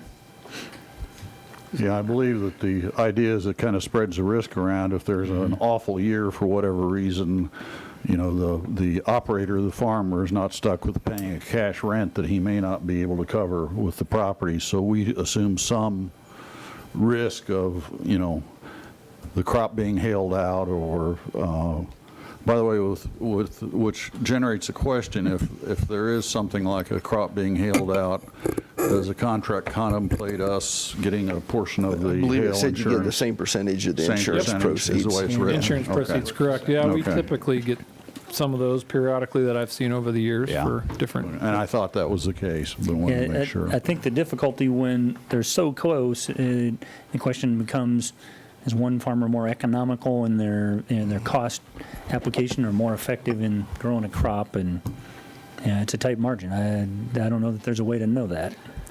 Where does Mr. Nelson farm? Where's his equipment? Oh, he lives on Simpson Road. Don't exactly know where his office is. I guess as far as where he keeps his equipment, I could ask him that. I guess I'm aware that Mr. Swenson is right there and has been He's farming in that area, definitely closer to my landfill. experience with a couple other nonprofits and people that receive benefits from farmers working their land is that they do have really long-term contracts, and they know the land. They work it. They are consistent in the payments that they make, and they're stewards of it because they take care of it. My concern is, one, maybe that Lance Nelson worked for the city before, and number two, we're moving away from something known to something unknown. So. On their proposals, did they discuss at all what type of crops they would be raising on this ground? Nope. Typically, it's they rotate milo, wheat, soybeans. Typically, are the ones did that we either see. one of them discuss double cropping or anything? Nope, they did not. Okay. And prior, did the Swensons, do you know were their yields above, below average or anything like that we would have a feel for?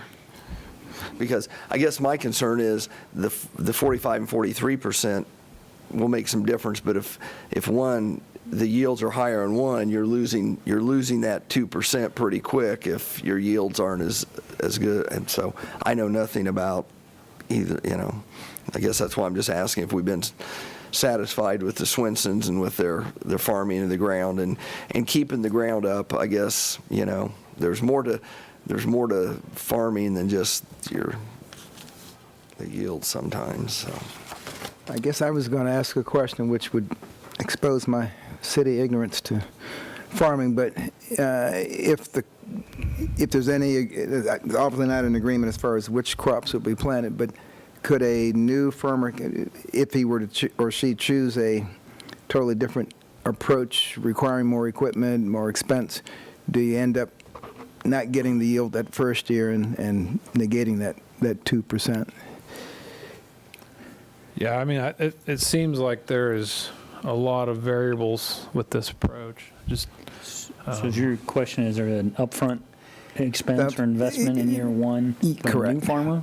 Well, right, the guy coming, I'm sure he's got equipment, but if there's anything else that's, any other hidden expenses of assuming these acreage contract? that's not written here, but will show up in the bottom line as lower. I think it said the only things that could affect this expense are fertilizer, herbicides, and crop insurance. So it depends on what type That's the only thing we pay for. Yeah, Correct. we pay for. Okay.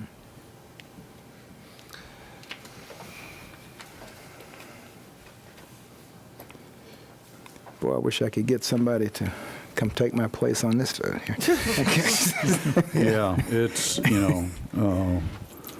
because different farmers will farm differently and some, do better jobs. I hadn't thought about the concept of double cropping, but that's one possibility, at least some of the time. That depletes land pretty quickly, I think, but unless you do soybeans, which sometimes they do that because of the no-till, they'll do that and stuff. Yeah. But I'm sounding a lot more like I know more about farming than I really do. Yeah, and I don't couple of those I don't things. need to sound that I know a heck of a lot about it either.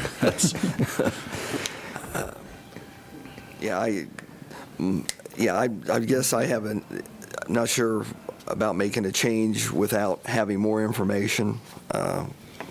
If we've been satisfied with the Swensons, I guess, I don't know. They've done it for a long time, and we haven't had any problems. We kind of know what we're getting, and of course, if we were to take that approach,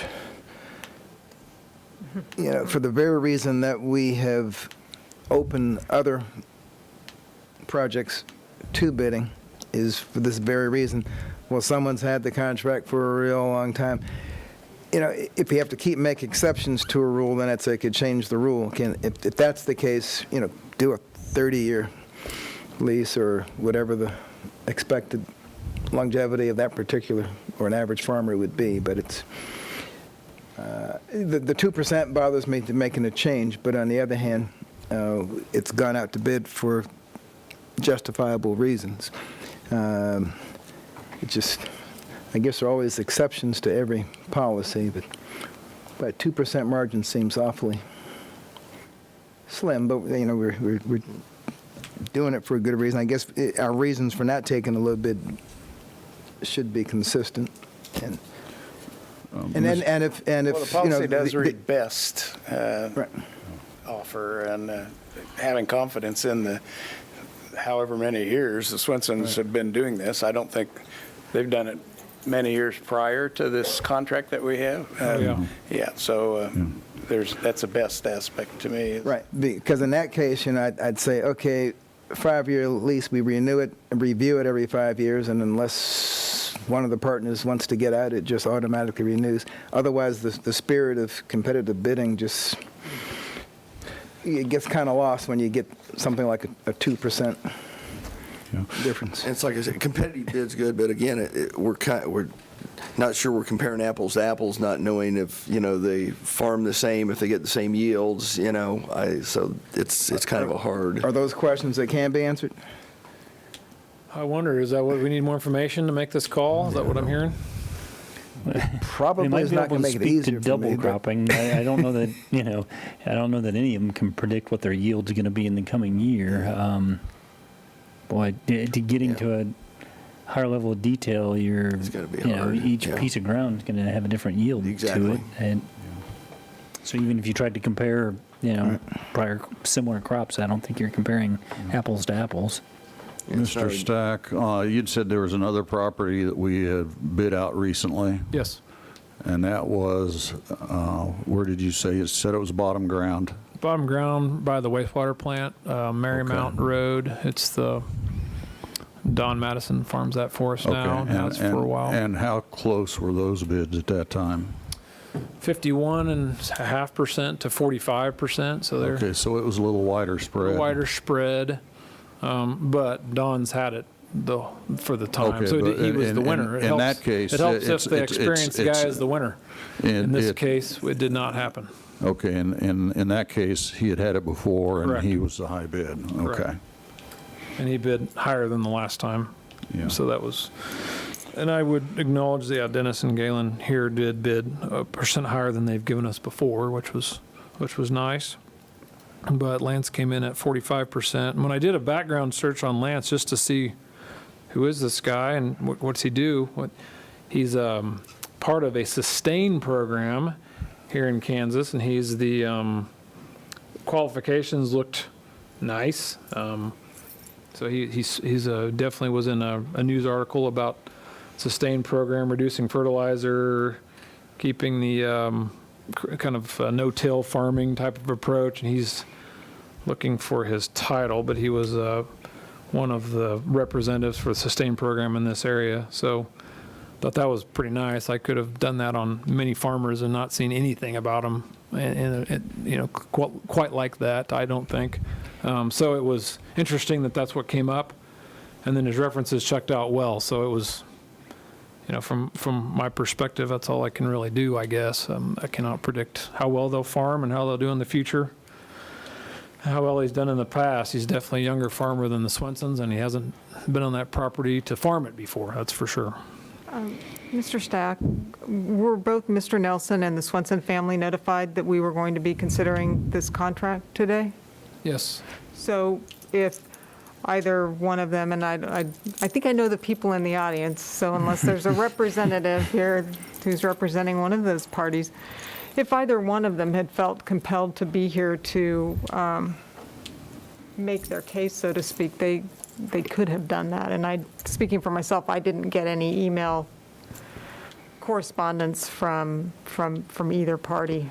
So I don't know what, if that makes a difference, but if we're looking for reasons, not to accept the higher bid, I'd feel more comfortable if there were somebody here to plead their case in Correct. person about why they were the better option, even with the lower percentage. Yeah. On the other hand, they may not be here because they simply assumed that the highest bid would be Receive the contract, right. would be a I've talked to walk-in. both of them, and that's the way I explained it. We didn't ask for, this was not a qualifications-based selection, so I guess that was we could try that approach. We've never done that before, but a qualifications-based selection would be just like you would professional services. How well have you been doing it? Who's your best guy? What kind of equipment do you have? This is a different approach. And so when I talked to Mr. Swenson, he was bummed and wanted to be here today, but he said he understands the process and understands that how do you pick the low bidder in this case? Right. When you don't have any other information, it's a tough call. It kind of is, it makes our bid process suspect from now on. So I guess I just don't know how we can do that. But if we want more information or we want to rebid it in a different way, that seems to be a possibility, I guess. Or you say we go with the one that's got us here for 40 years, I guess that's an option. I would acknowledge Commissioner Davis's comments about the process, and as if we are going to bid it, then I think we owe some commitment to doing low bid. Best in this case, I think, gets real iffy. On the other hand, so I think we're going to, if we're going to put a lot of emphasis on the current vendor, then we probably ought to do a contract that's renewable every X number of years and simply talk about performance at that point. And, can we get any more? Can we, should it be less? What's the market kind of a thing? And not bid it. And fundamentally, I'm conflicted given the narrow spread. I mean, we're talking literally $1,000 a year over 5 years. When you have a long working relationship with somebody and it's worked out well, you kind of hate to walk away from it. So it's a tough call. There are those who would say, well, if you're going to go to no-till and you're going to use less fertilizer, yeah.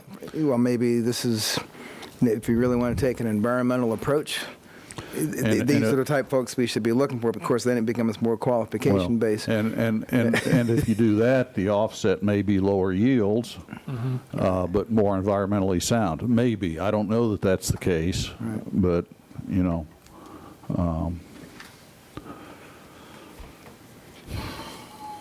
Any other questions? If not, we'll see if anyone from the public.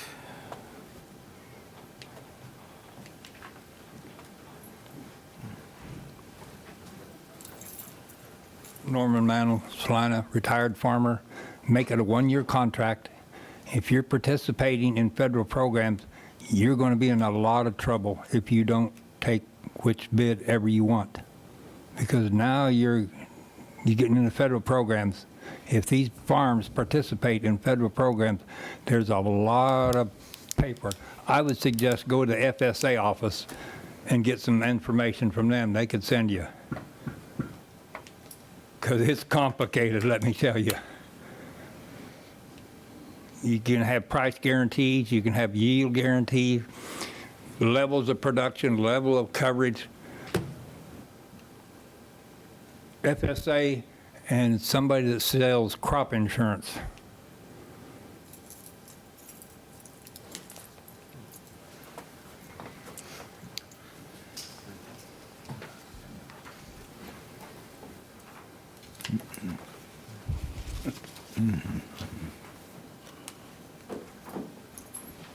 Yeah, I'm Ken Ritz from Salina.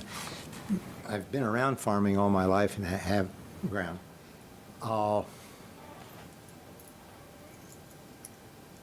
There are complications with federal programs one way and another, but there are also very different ways of farming, and anyone who's been around farming knows that how well someone takes care of the land. And if you drive around Celina, it's kind of sad because we have the state headquarters of Soil Conservation Service here, and a lot of our ground is very, very badly farmed. It's not terraced and desperately needs it. Cover crops are coming back into vogue, and other techniques. Obviously, double cropping when you can, but I would suggest that what you need to have is some details from each farmer as to how they're going to farm it, and then your evaluation as to how that will be reflected on the revenue side, and then also in the stewardship of the land. And you would just need to get information from both of them, and I don't envy you. That's choosing farmers may be more difficult than choosing spouses. So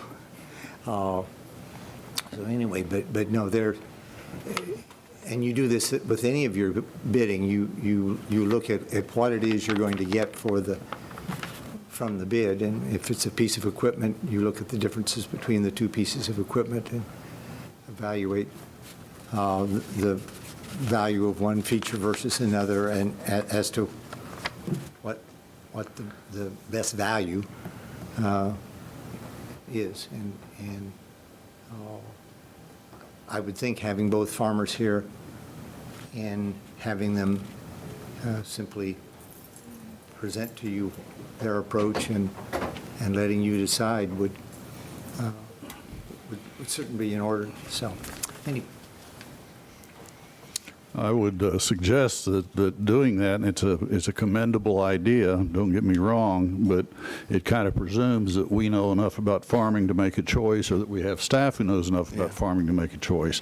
The bottom line is we lease this out because it provides, number one, a little bit of a revenue stream on land we're not using otherwise, and number two, keeps us from maintaining that land. I would hate to add this acreage to our mowing acreage to try to take care of, or otherwise we couldn't just let it go. So this is we have multiple purposes for doing this, and in fact the money may be the lesser of those purposes. It happens to be a good thing for us.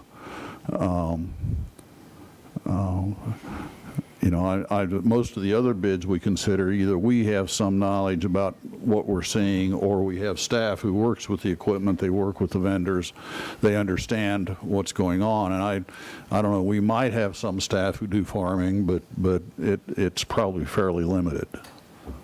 If that's a model that you want to pursue, we could certainly support that going forward. We're not prepared to do that today, but there's a couple things.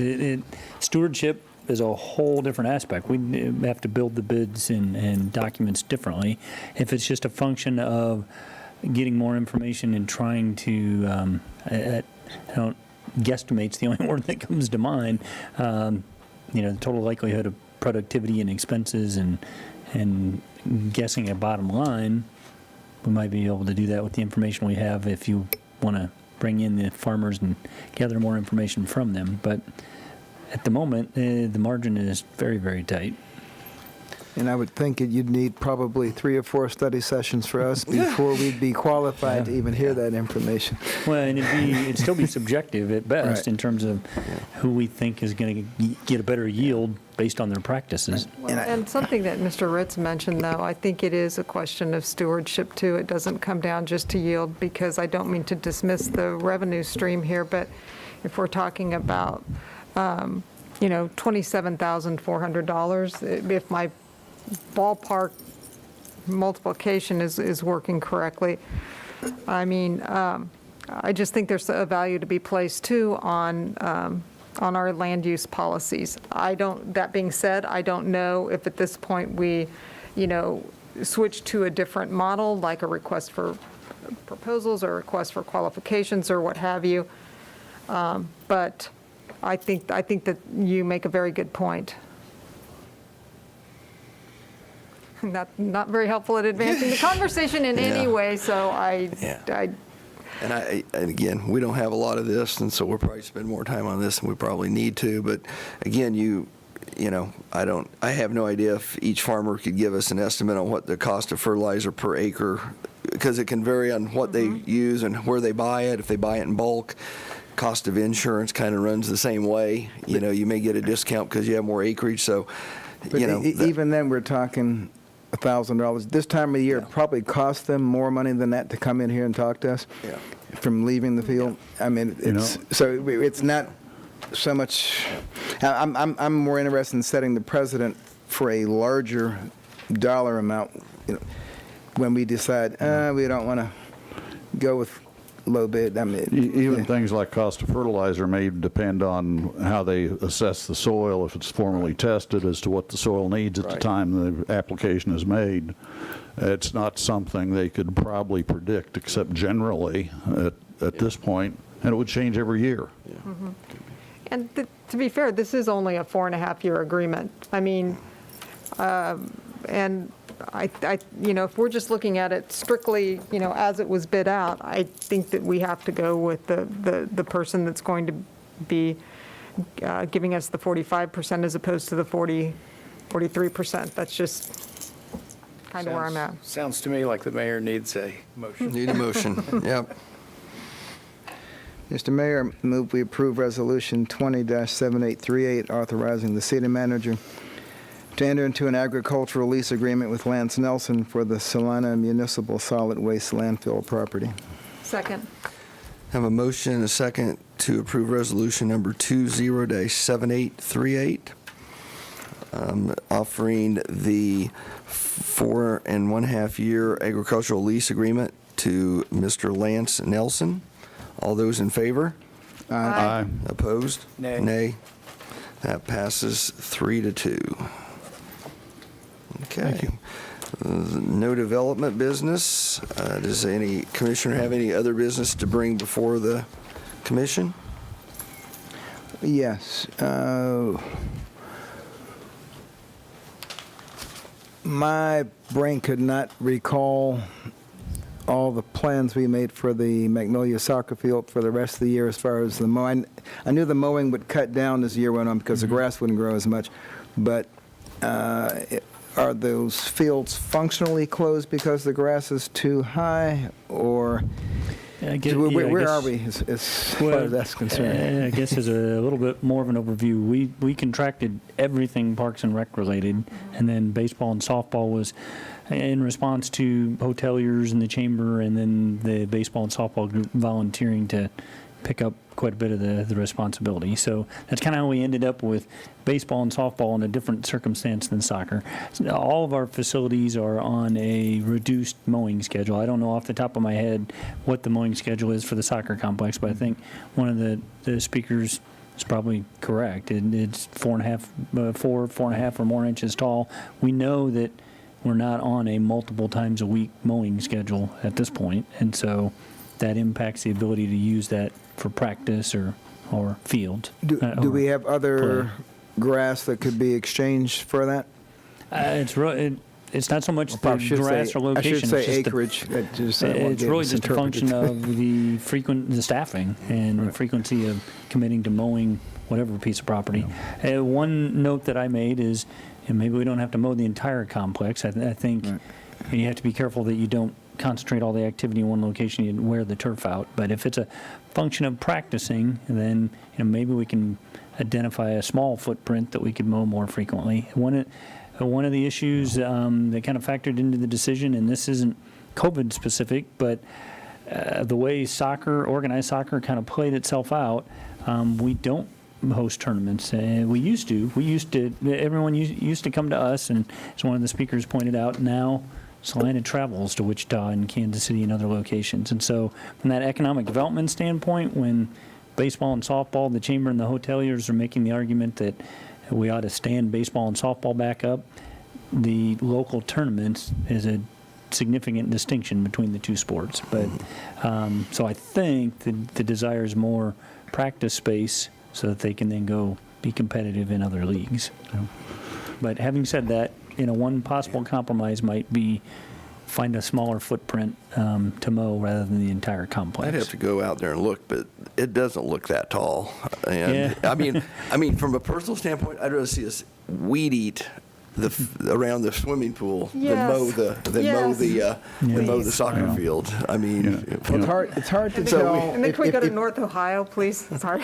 And I can't argue with the assertion that the expectation is for the ball to travel and for them to use it like they would like to. It needs to be mowed short and frequently. Now, if we want, I've had conversations with staff. I've been supportive of staff of what they've been trying to do with the limited amount of hours they've been given. I've not gotten into, prioritizing this median over this location. It's hard. Frankly, we just don't have enough time. I think that would push them over the edge. Yeah. They're doing all they can to hang on. The other thing that they address that I think we here in a couple months can maybe address is the use of the field house this winter. Mm-hmm. That's used for multiple things, whether it's practice for soccer, for baseball teams use it, for city league volleyball and basketball tournaments. Again, I think we look and see where we are income-wise as we move into the next couple months, we've only I had, guess I thought our plan was to Yeah, do we just talked about that, being like in fluid, July or. so that doesn't mean that we can't open it up, yeah. We hope to have April sales tax numbers end of this month, which should, April, unless we have a recurrence, April should be kind of the bottoming out of economic activity. But what I don't know is how to predict recovery. I mean, we all personally are observing what went on in May and June, but still difficult to predict those 2 months, let alone through the end of the year. But yes, we did say that we'd monitor financial performance and then regroup. I should tell, and I don't want to give any false hope because I don't have any data to go on, but I should tell you that with this scheduling has prompted a lot of retirements, and while retirements people gravitate to that being a cost savings. When you buy out their vacation and their sick leave, it actually is an increased expense for that duration. So we also, while we look at financial revenue, we're also going to need to look at how well work sharing and our expense control has worked, and I think all those are up in the air at the moment. Soccer fields seem different to me than baseball fields. Would there be, in any case, where if they could organize a volunteer help to mow it? That's what I was going to ask. Possibility. That may be a possibility. Honestly, I don't know at the height and how mindful they are of the height. I don't know if that causes a problem for volunteers.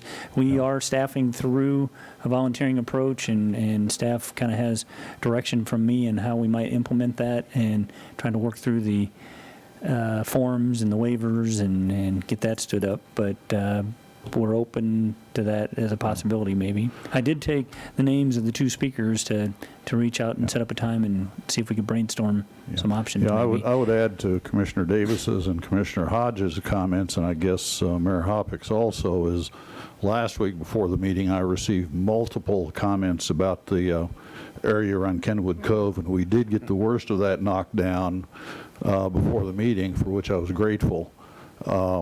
But again,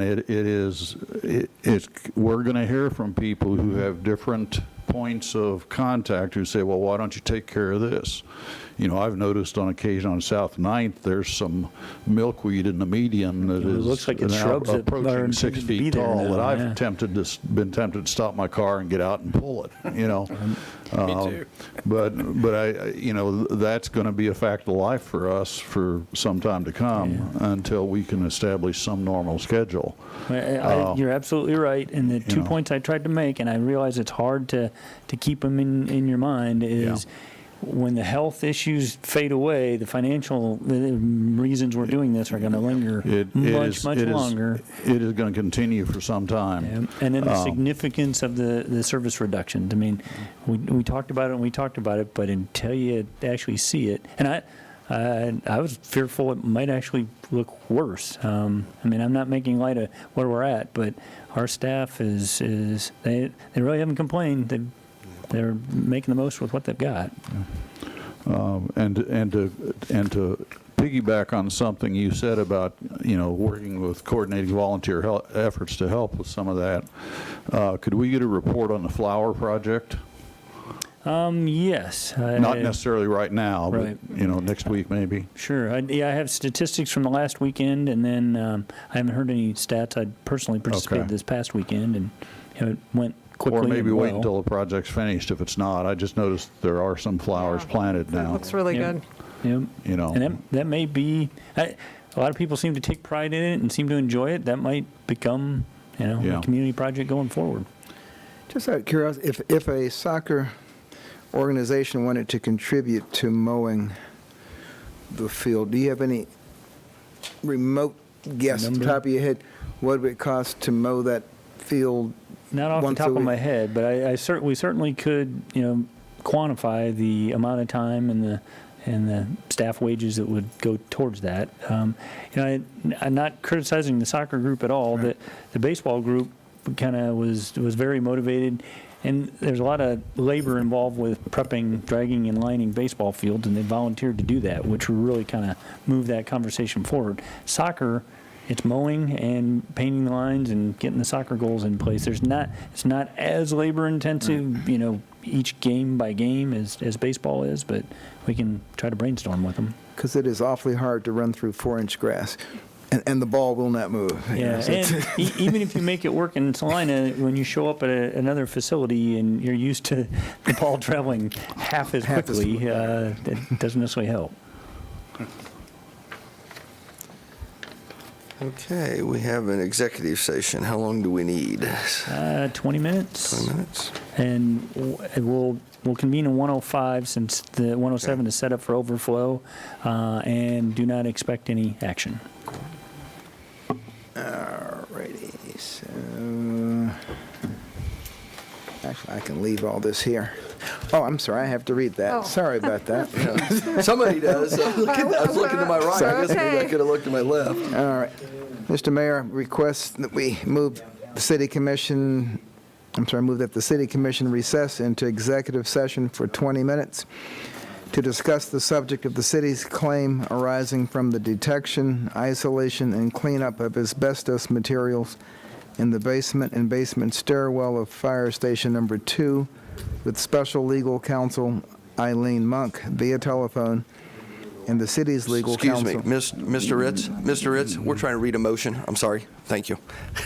Okay, go ahead. Based upon the need for consultation with an attorney for the public body which would be deemed privileged in the attorney-client relationship pursuant to KSA 75-7319B2. The open meeting will resume in this room at 6, well, give us time to walk down the hall, 6:28. Second. Okay, we got a motion and a second to move into executive session. All those in favor? Aye. Opposed? Okay.